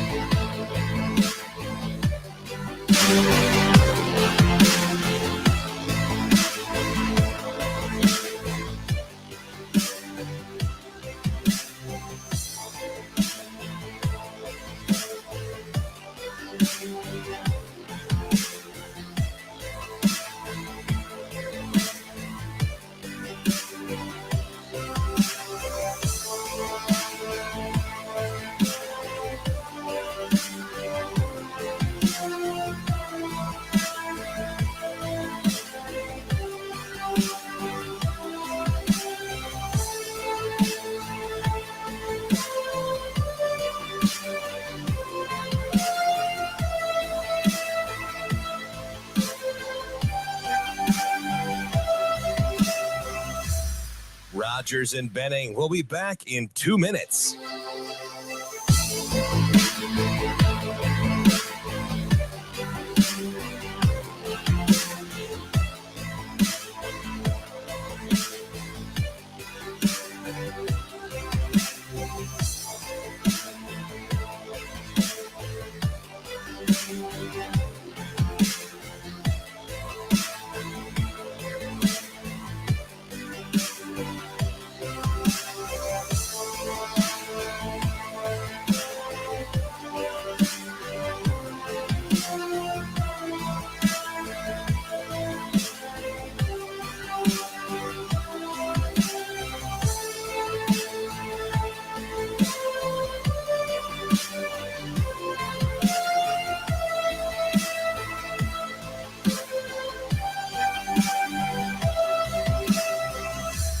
Rogers and Benning will be back in 1 minute.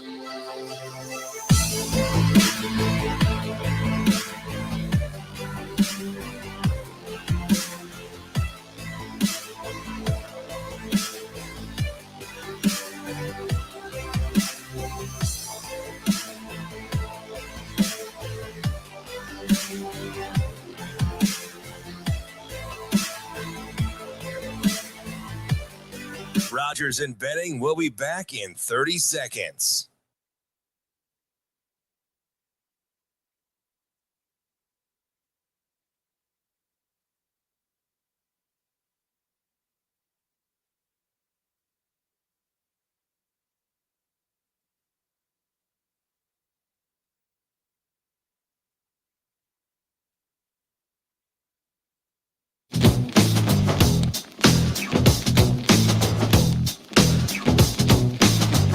Coffee and Cream with Rogers and Benning on Hail Varsity Radio. Short missed the rim, but DiVincenzo gets it. Blocked by Davis at the cup.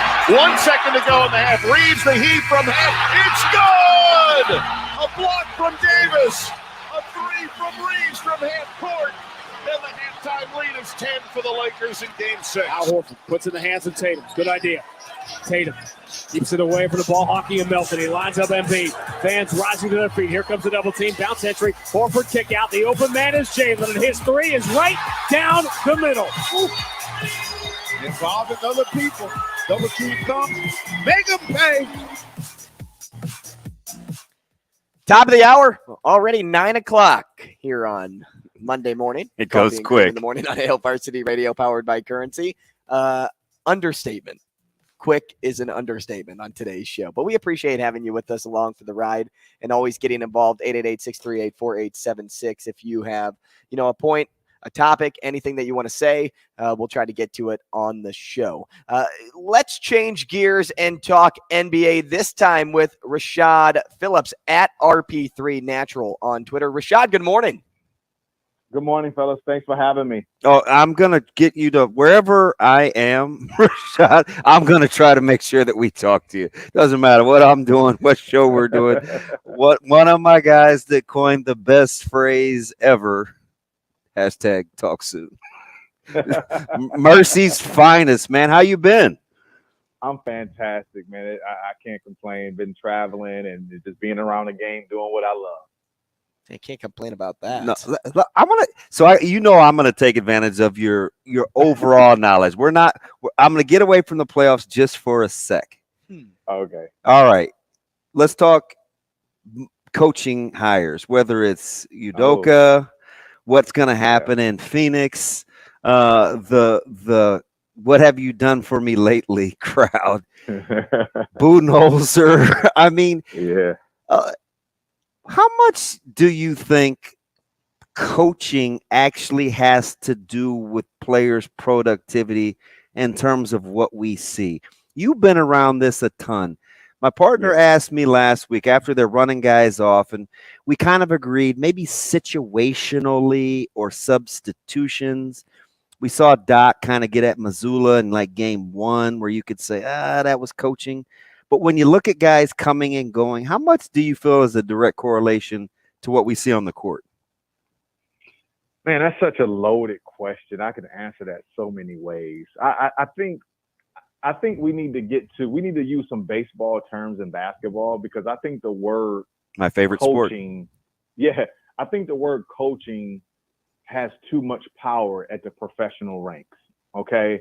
I think coaching should be switched more to like manager, because when you get to the professional ranks, you're more just managing egos. These guys are high level athletes. They're already great at their craft, or they wouldn't be there.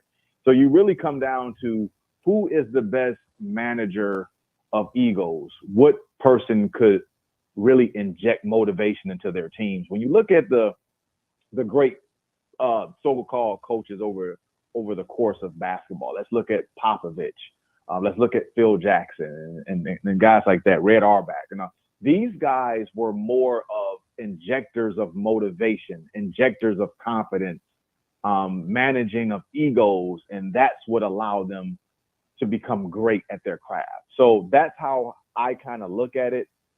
Give or take, you're going to have to, use situational things in the game and substitution and things of that nature. But again, to me, that's more managing. I think coaches are more for the college level, where that term coach really holds heavy value. But at the professional value, I don't think coaching is the right word to describe these guys. Rashad, I'm going to stay away from the playoffs too quickly here, because the draft lottery is tomorrow. And he's a prospect guy. Way to stay in his wheelhouse. Right. And play to your strengths, Rashad. And, I kind of just want to ask you about who everyone thinks is going to be the number 1 pick, the highly prized Victor Wembanyama. And who could use him more at the bottom end? Would it be Detroit? Would it be Houston? Or would it be San Antonio? Like, where would he fit best? No, you got to be objective, man. You can't go back to your college roots. Okay. All right. No, I think that given history and what we've been able to witness over history, the San Antonio Spurs could use him the most. And you look back on when Tim Duncan was the number 1 pick and what he was able to establish for that franchise for 2 decades. I believe Victor gives that Tim Duncan aura, kind of a overseas kid, kind of in his own box, kind of has his own culture, but he's a terrific player. He's kind of quiet. So he just fits the San Antonio Spurs storyline. Obviously, any team can help him, but I would like to see him in San Antonio so we can kind of see the rebirth of maybe the next Tim Duncan if he can stay healthy. Rashad, so verify, we need to embrace culture and like where things arrive from, especially when it comes to my next question about Ja Morant and the NBA life. Or does there come a time where you get to be a certain age where you have to put the past or historical context behind you? Yeah, I think when you look at, the word evolution, we have to, that's inevitable. We have to embrace evolution. Things evolve, things change for the better, things update. And a lot of times we as humans, we're restricted to accept change. And it has its gift and it has its curse, and a lot of times it clashes. And I think that's what we're witnessing a lot of times when you're dealing with these new players, social media, all the things that come with, evolution. Rashad, Ja Morant back in the news for the wrong reasons. And I want to ask if you think he is ever going to learn from his mistakes. Like, I know you can attribute it to youth, maybe, and a little bit of ignorance. Again, what we just kind of talked about with cultural upbringing. Right. But what type of punishment do you think the league needs to hand down on him so he does learn? Yeah, I don't think the punishment from the NBA is going to make him learn. I agree. Okay. I completely agree. What do you think then? It's gonna be internal. Yep. We all were 23 before, and we all have different ways of how to grow up. Like for me, what grew me up was when I had my first daughter. Like there's things in your life that grow you up, and it forces you to grow up. And it's a case-by-case study. So when you look at Ja Morant's case, I don't think money's going to grow him up, or taking money out of his pocket is going to grow him up. I think it's going to be something that's going to have to be internal.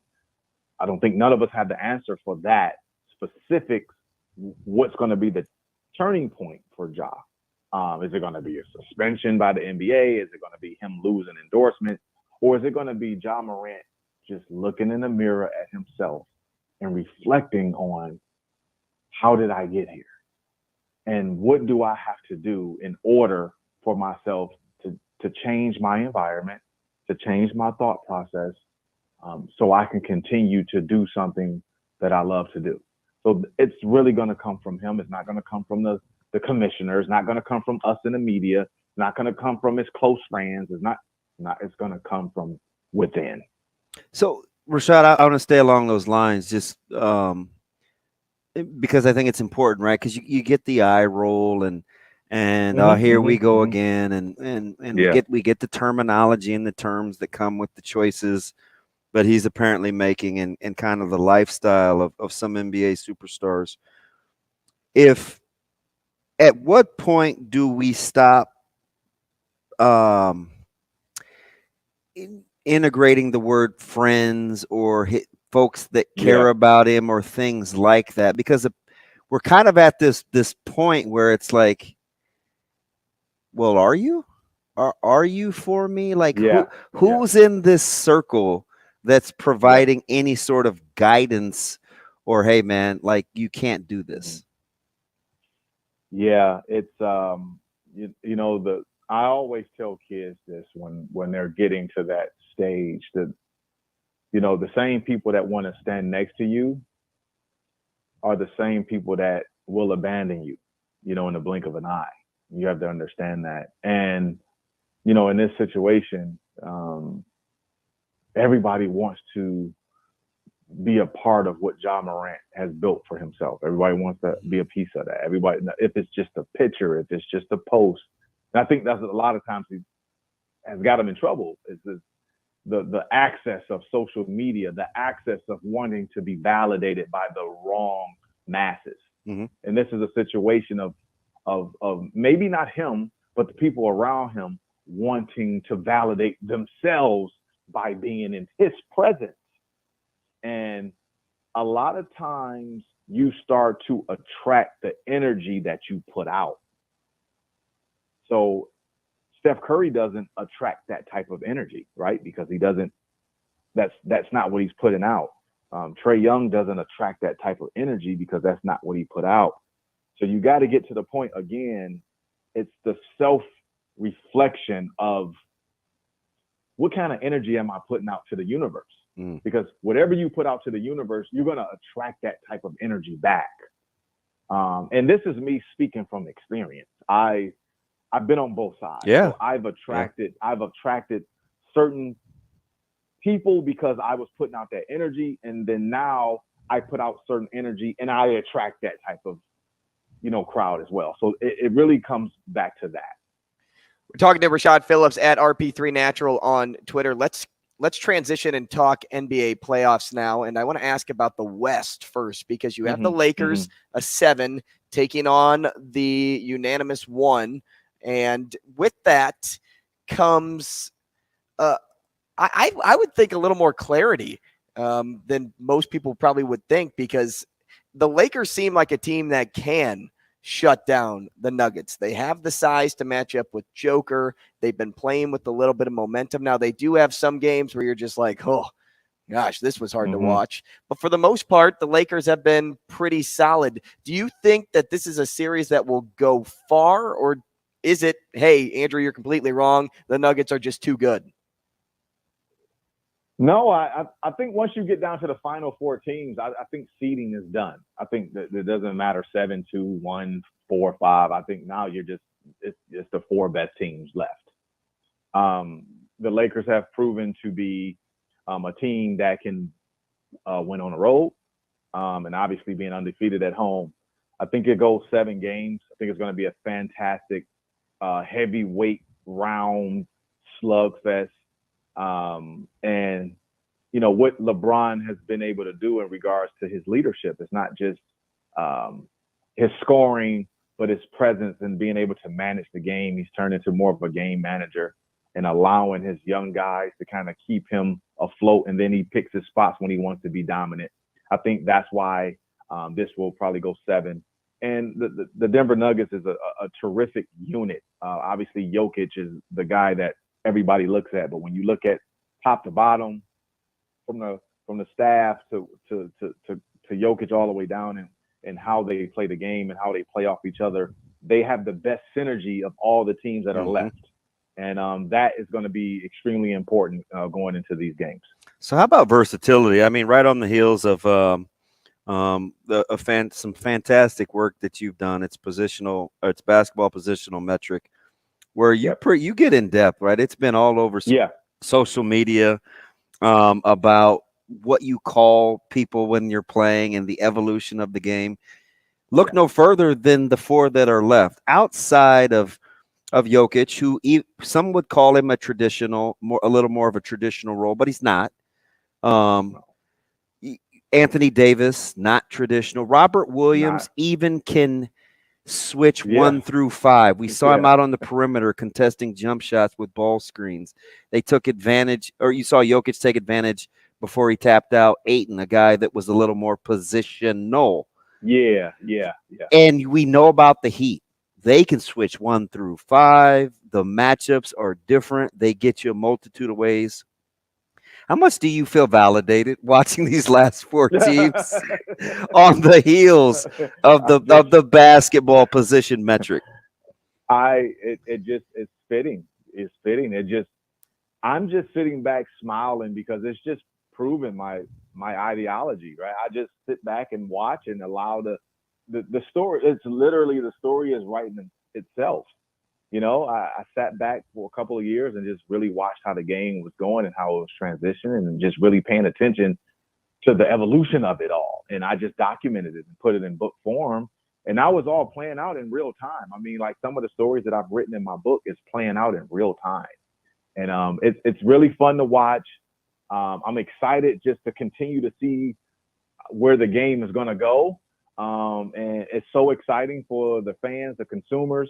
But for basketball purists like myself, it's even more satisfying to see something that you've written in a book and formatted, to see it actually come to fruition right now. Let me ask you something. On the heels of trying to describe positions, what's the difference between why Giannis was able to have so much success, kind of defying what people wanted him to do and who people wanted him to be, versus a guy like Joel Embiid, who hasn't been able to reap the benefits, kind of doing similar things? We've heard we need to be in the post more, back to the basket, get the easy buckets, and people conceding, letting Giannis shoot, and being mad because Giannis would shoot anyway. And like, what's the difference in kind of how some quote unquote bigs are evolving or haven't evolved when it comes to wins and losses? Well, it's really difficult to So obviously, it's easy to talk about Joel Embiid because he lost yesterday, but let's make no mistake about it. Like, the dude led the NBA in scoring 2 years in a row. He's won MVP this year. He's had success. Unfortunately, the injury that he suffered, a couple of weeks ago, I don't think he was healthy. But when you take a guy like Giannis, who has defied the odds of the 5 traditional positions, he has kind of debunked the theory of basketball. And there's a lot of guys that have debunked the theory. LeBron James, Giannis, Steph Curry, and we go on and on. But with Giannis, he has been able to play the game his own way and be successful at it. And with Joel, again, just going back into the positional rankings and how you see him, sometimes it backfires because you are not traditional. Mm-hmm. And we saw that with Joel a little bit in this series, and you tag that with, I don't think he was healthy. And that kind of, led to the 76ers. And Jason Tatum just playing out of his mind, right? Like, we can't just ignore that. So that's just part of sports, and it'll continue to have that clash. But that's the beauty of it. You're seeing evolution. It's clashing. You're seeing all of this kind of take shape, and you see who's going to win because of it. Now, Rashad, would you say that there is a misfit at this point when it comes to the final grouping?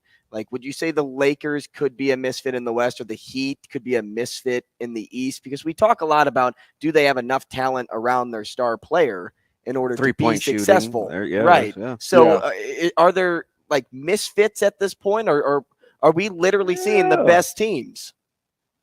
We are seeing the best teams, but here's why they're misfits. So this is like backwards. It's like a backwards outlier, because the Lakers and the Miami Heat are the outliers in this Final Four, because they are two teams that play like 90s style basketball. Exactly. So they have become the outliers, because now the new way to play basketball is spread, shoot a ton of threes, run real fast. And the Lakers and Miami Heat are saying, wait, we're going to play 90s, early 2000s type basketball. We're going to pound the interior. We're going to take high percentage shots. We're going to defend really well, and we're going to rebound the ball. So the old style of basketball is kind of clashing with the new style of basketball, and that's why I love this Final Four. Let me ask you about you, because we got into these discussions the last handful of weeks about talented versus useful.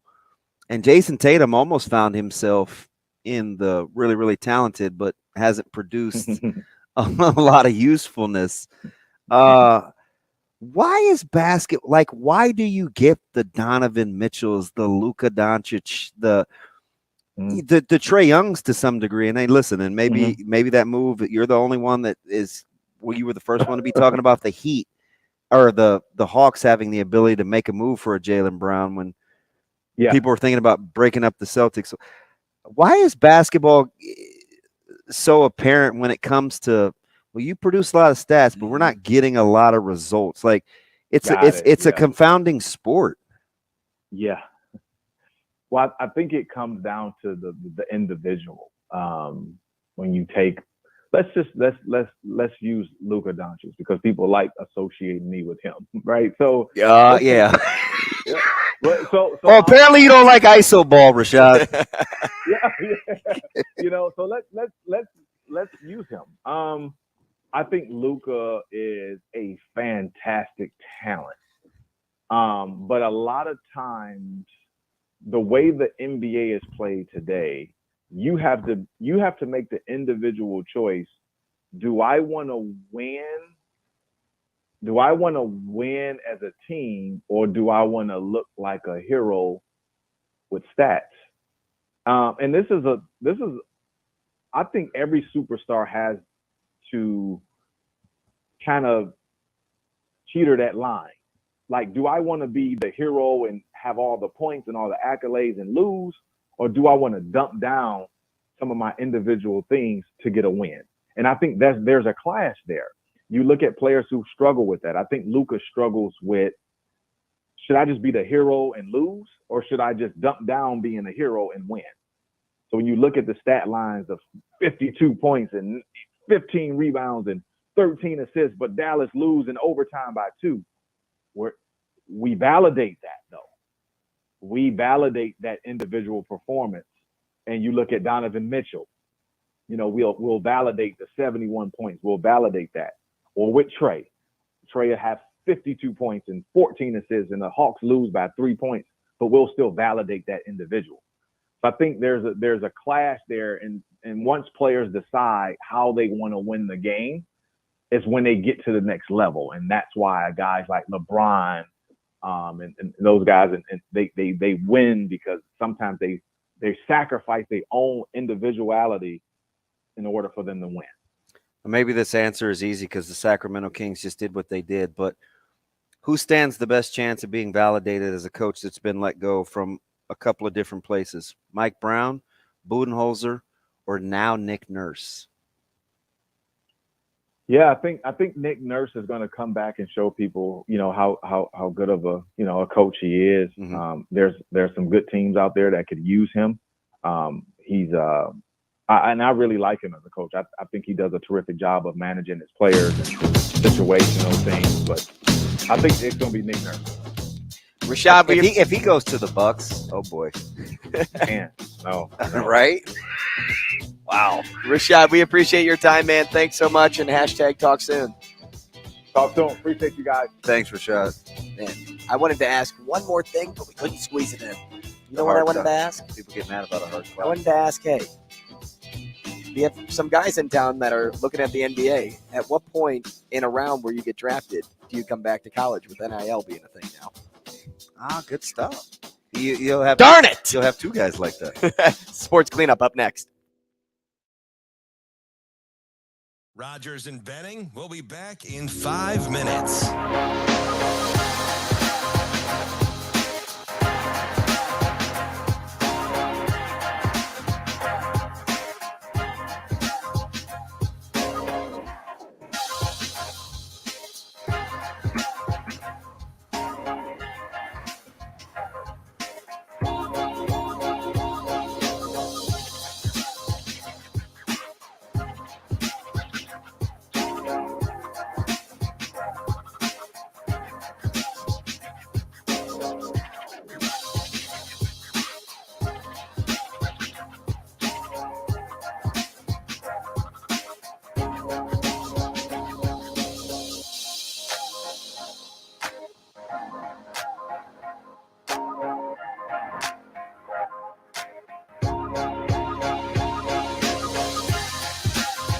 Rogers and Benning will be back in 4 minutes.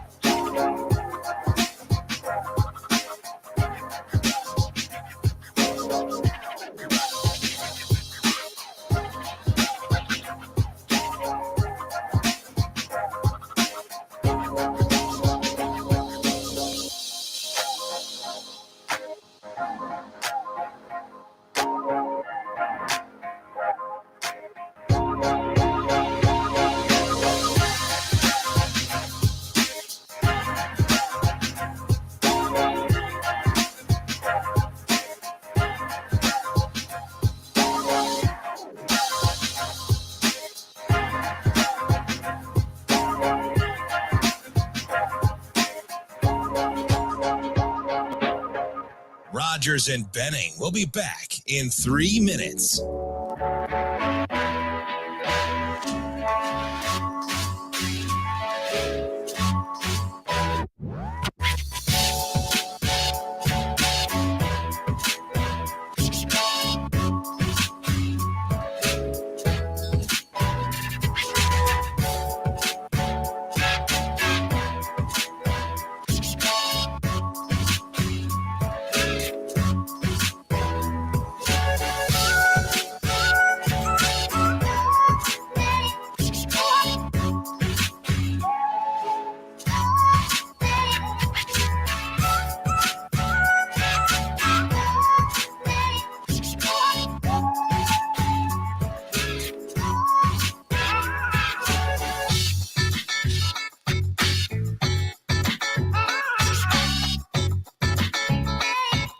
Rogers and Benning will be back in 2 minutes.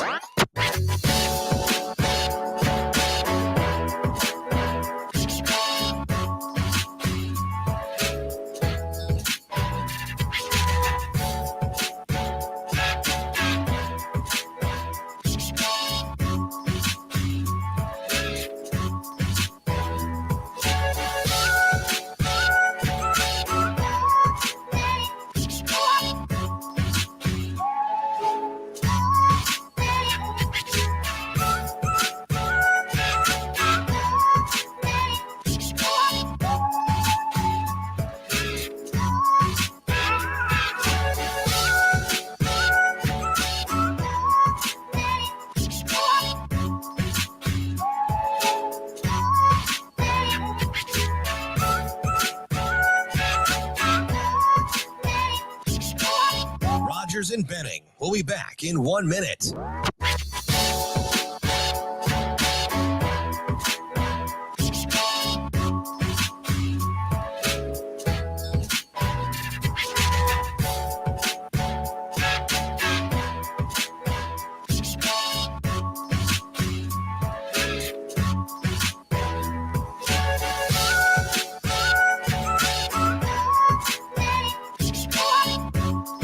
Rogers and Benning will be back in 30 seconds.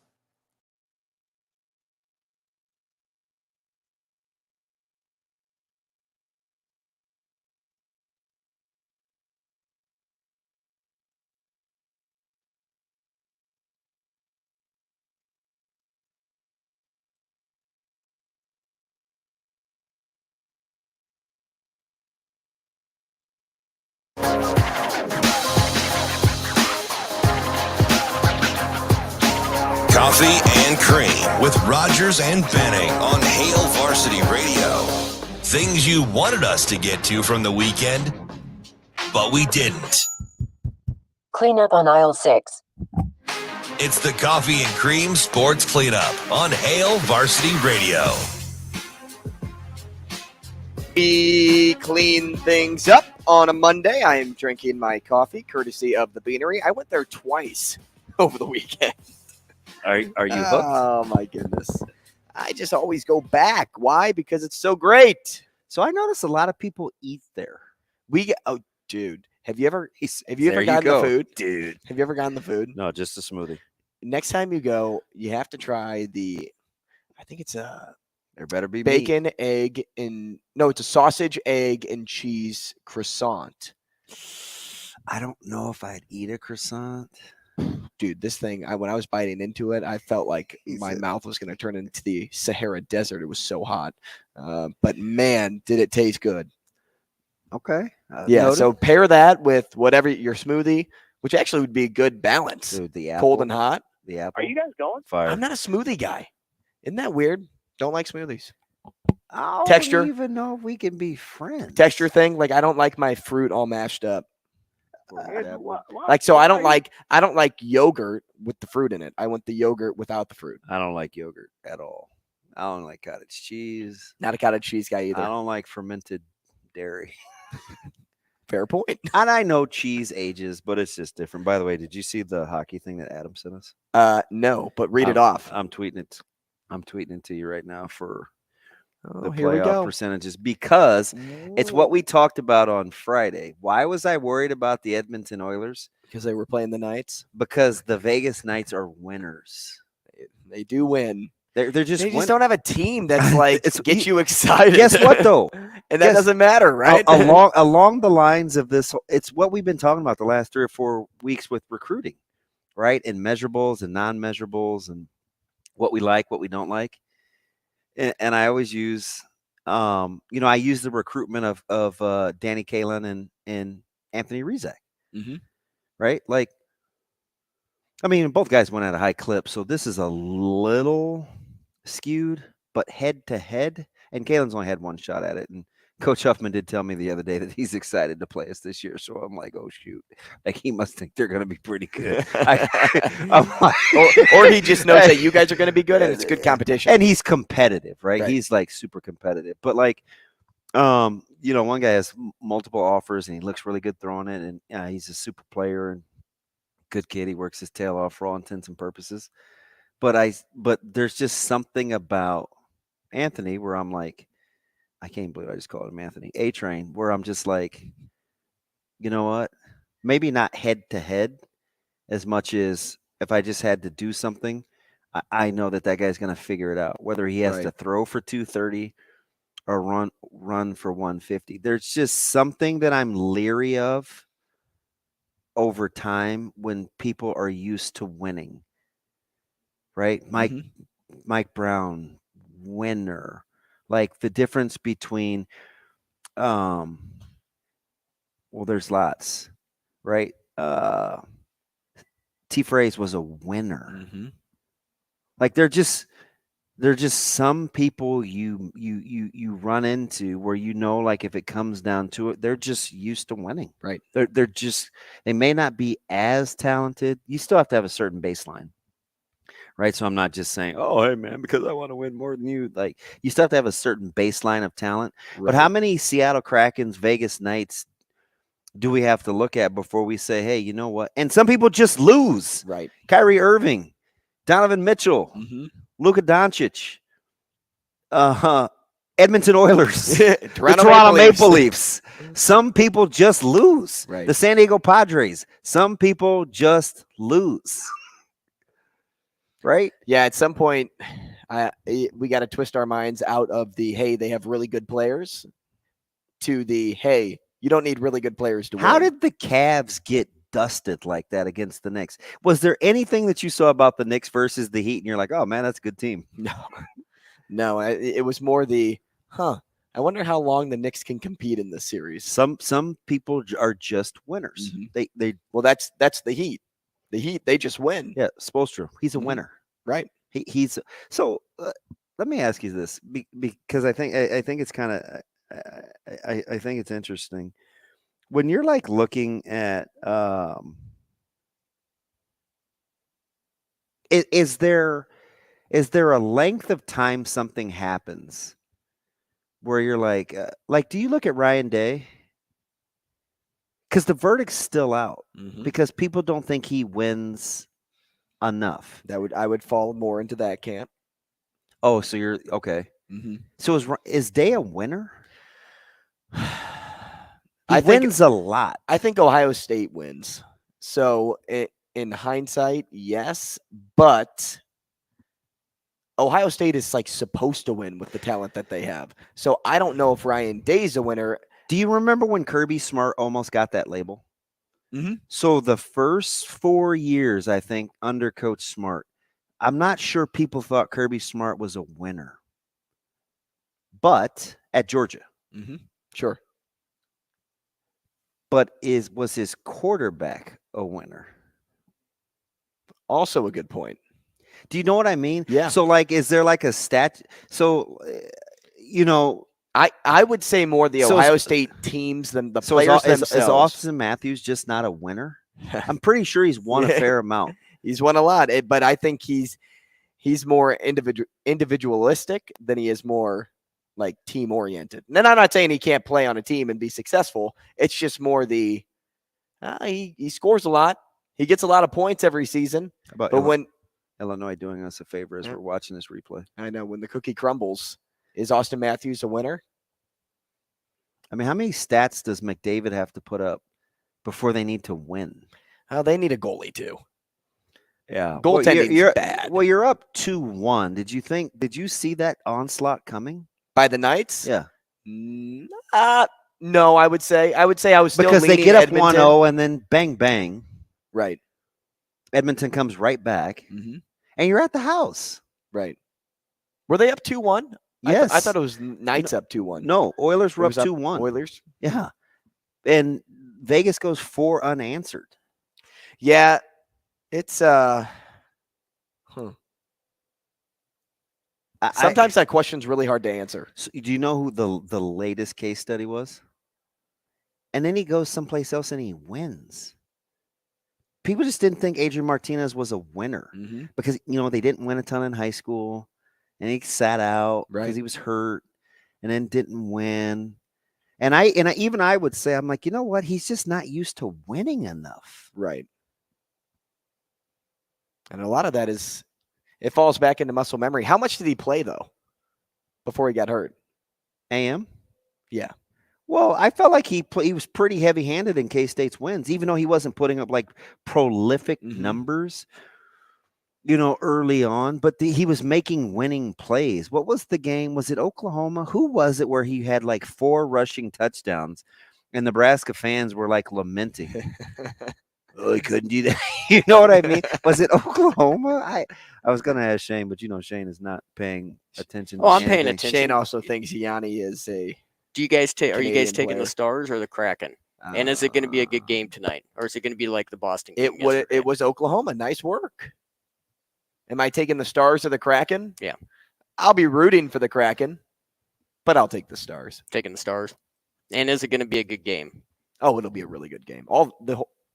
This entire series has been really good, which I was shocked. A lot of teams don't put up a lot of goals on the Stars, but I was shocked. So, the Stars are one of those teams, kind of like Carolina, like with analytics, you should probably give them a little run.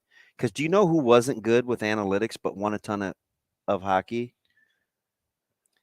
Who do you think has the most wins for a team that isn't good in the analytics, in the major analytics categories? Still alive or no? Nope. Long gone. Who isn't good in the analytics category? They defied analytics to do what they did. The Bruins? Correct. They were a team that was never loved by the analytics gurus. Outshot a ton. They do factor in puck luck in analytics, which I need to get a better handle on what it is, because I hate using the word luck in hockey. But I believe the Bruins either led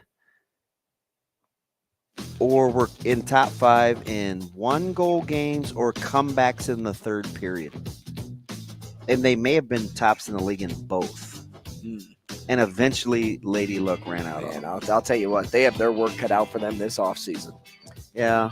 Who are they keeping? I know. Who's leaving? I know. How much money can you put aside for certain guys? They may not even have their captain next year. Oh.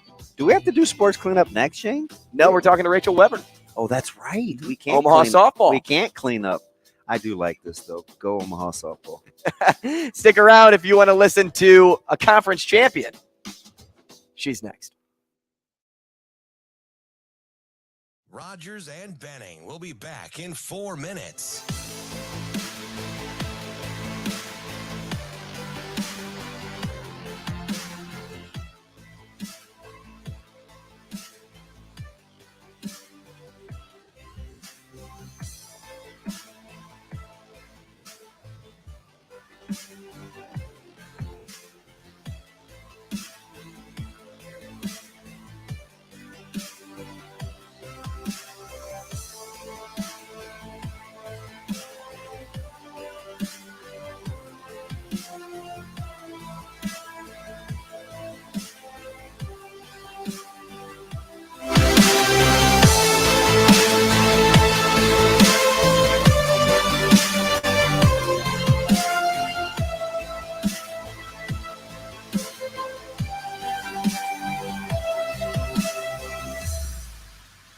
Rogers and Benning will be back in 3 minutes.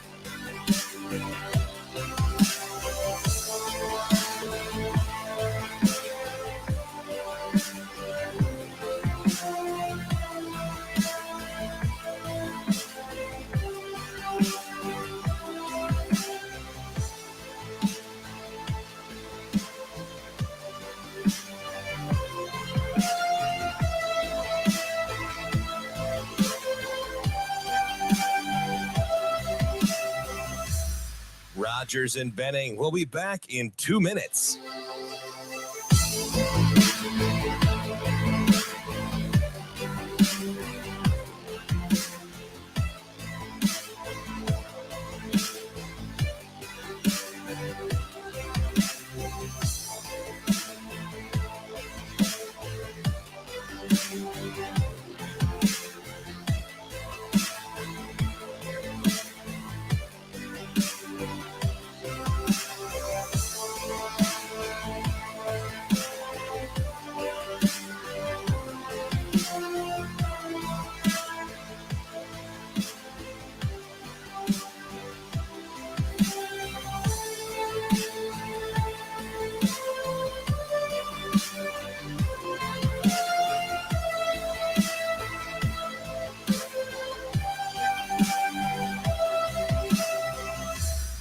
Rogers and Benning. We'll be back in 1 minute.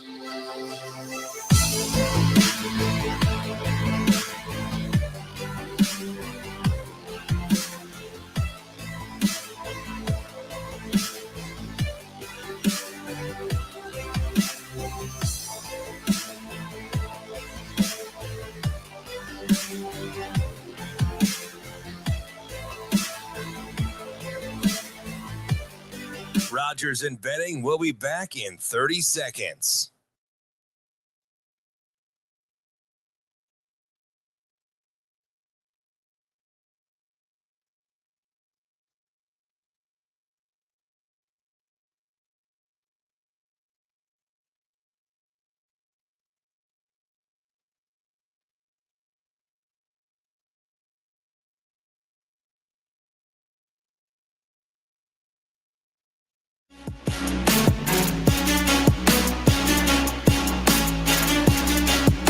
Coffee and Cream on Hail Varsity Radio with Andrew Rogers and Damon Benning.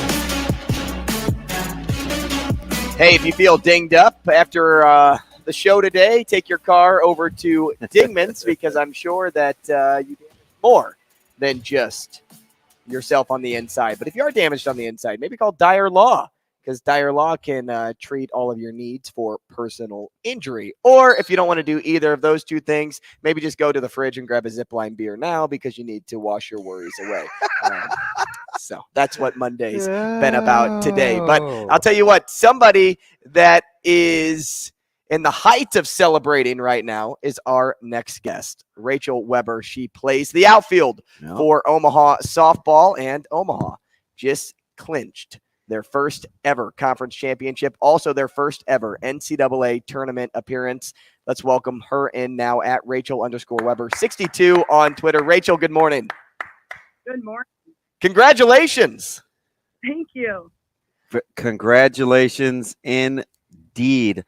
This is going to sound weird. You're like, oh, yeah, whatever, DB. Yeah, no, you'd probably say Damon. Yeah, whatever. But ask around that complex and in this facility in this city, a long time Mavs softball fan. So I am pretty tickled, and I'm glad Andrew made the executive decision. Hey, we got to talk Omaha softball tomorrow. So I was like, yeah, let's do it. Yeah, even though he didn't send me a nice text yesterday, it was to tell us what the schedule update was. I am happy to talk to you. Yeah, I basically said, hey, we're talking to this outfielder on the softball team. Any thoughts? Great. No? All right. It was like, hey, we're doing this, but do you want to chime in at all? No, I trust him, and I'm tickled. Hey, Rachel, take me through what it means for you and what it means for this team to represent the Summit League in the NCAA tournament. I mean, it is just, for me, it's still so surreal, and that's how I think a lot of us are feeling. It is just such an honor, and I know a lot of us are just so excited that we are able to go to regionals, and it is for the first time ever for UNO in the D1 era. And so just to be a part of that is such a cool experience. And I think we all had a feeling going into the tournament, like at the start, that something special was about to happen. And we just kept playing and kept staying in the moment, and it did indeed happen. So it was really cool for all of us, for sure. So it's cool. Like you're local, right? I think Lincoln East and via Missouri State. And I'm just thinking to myself, what passion is all about. And the baseball team at the high school level, they're fantastic. I joke all the time. I'm Team Carter Mick and those guys at East playing baseball. What does it mean for you? Because we've said for a long time, at least the last 7-8 years here locally, softball is one of the sports that I believe is played at a high enough level compared to the national scene that it can almost be self-sustaining. Do you take pride in that? Oh, yeah, for sure. Nebraska softball is definitely, we are putting ourselves on the map, and we have a lot of great youth programs and club organizations that have really shaped these moments for all of us athletes to go on to the next level. I know for me, I played for Nebraska Gold, and that's the organization that put me on the map and helped me get the opportunity to play at the next level. So I know Nebraska softball is really up and coming. Rachel, it's very rare for a player to play with an absolute superstar, right? And you guys get to play behind Cameron Meyer every single game. And she is just such a special talent to watch on the mound. But I want to ask you, not only is she the best that you've ever played with, but how easy and stress-free is your guys' job out there in the field when you know she's the one on the mound? Oh, well, Cam is for sure the absolute go. It is such an honor. Like, it is such an honor playing behind her. And even when those two runners got on base that last inning, I knew that they were not going to score. Like, I knew Cam would get it done, and I knew she would either strike them out or she would give us an easy pop-up for us to catch. So it's interesting. You guys are unbelievable at home. Really good in neutral site games. Would you consider, I think 25-5, I think, combined in those two things, neutral sites or at home.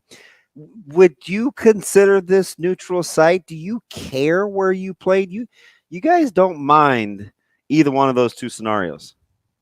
Nope. We just go in, and if we're home or away, we do the same thing every time. We go up to bat, we go out in the field. So, do you guys feel as if you are the underdog when you get to Baton Rouge? Because 25-5. Yeah, nice work. Great work there. And I had to go back and double check. Well, and also for me, when I asked her on the mound, it's in the circle. So, like, I figure out things too as we go. Well, you're talking to a couple of baseball honks, so sometimes we say things like that, and you're like, "Listen, all right, it's the circle, not the bump." No, so Rachel, you guys get the 3 seed, and I was telling DB at the start of the show, I'm like, you didn't just nonchalantly get the 3 seed. And when you win your conference tournament at the level the Summit League is, opposed to, the big Power 5 programs, like, normally the team that wins their conference tournament ends up as the 4th team in that region. But you guys get the 3. Do you appreciate the fact that the NCAA recognizes how good of a team Omaha has put together? Oh, yeah. All of us were very surprised that we got the 3 seed because, as you know, like, coming from the Summit League, not being a Power 5 conference, all of us were assuming we'd be a 4 seed. And when our names were called to go to Baton Rouge, we were just so excited, and we're like, we just got a 3 seed. And so it's just so cool that the NCAA did recognize our talent and our team and, like, how we performed this year, especially against the big schools that we did during preseason as well. So you're going to be in Louisiana's backyards in Baton Rouge on Friday. How soon before you're like, yeah, cool, we're in the postseason, looking forward to it, all right, let's get to the scout? I think yesterday was, like, the moment when on the bus ride, all of us were just super excited, and we could let the moment sink in. But, we have games to play, and it is going to be really cool to experience going to – I think a lot of us have not been to Louisiana, so that's pretty cool. But I think we're just going to go out there and do the same thing. We're just going to go out there and take it pitch by pitch, and it's no matter who's the team on the other side, we're going to go out and try to beat them. Now, take me back here just to the conference tournament itself. And I want to ask, were there any nerves going into the SDSU championship game, or was the team feeling good about the position you were in, knowing you had a game in hand? Because this is a SDSU team that didn't lose a conference game up until that point. To be honest, we had no nerves going into that game. We had a lot of energy, and even with all the rain delays and all that business that we had in Brookings, we never let it affect us, and we just kept our energy because we knew we were the ones with the right position. They had to beat us twice, and we played them super close in all 3 games in the series when we played them, and we knew that we were going to get them. We knew it. Now, I'm listening to you. This is the first time you and I have talked, but I've known your head coach for almost half my life, and Coach Hurd sleeps and eats intensity. I talked to him a couple of weeks, this is about a month ago. We were out at UBT, and I always joke with him because even when he uses like 1-syllable words, it's intense. You sound a lot like him, where you could give 2 cares. Line it up, let's play it, we pitch it, we hit it. How much of his personality is through this team, because I've joked with him for years. He's so intense. He comes across as scary, but he couldn't care more about his players. Oh yeah, for sure. No, at first, like when he came to the program, I've known Mike outside of him coming. You probably played against him. Yep. Yeah. And he just is someone that is really serious, but he cares so much about us, but that intensity reflects on us as well, because it's not about worrying about what's in the future. It's all about just staying in the present. That's what he preaches a lot. And by doing that, it just makes everything simple. Softball is such a hard sport.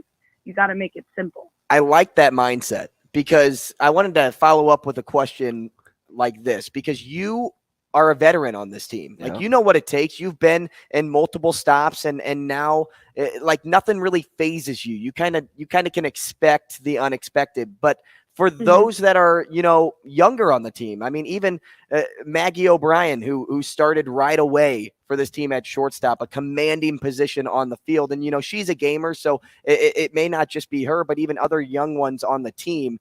How do you get them from snapping out of the I don't know if I'm going to be handling the lights well when we get to Baton Rouge?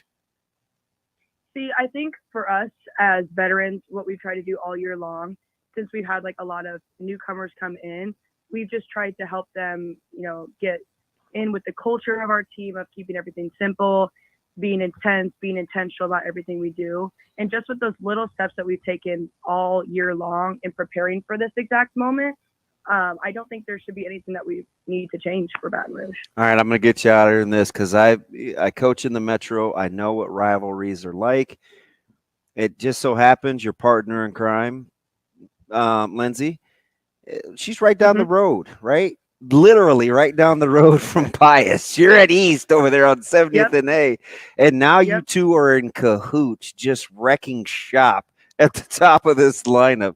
How cool is it? How cool is it now that you two are like, it's not about Pius versus the Spartans. It's about the Mavericks, and here we come.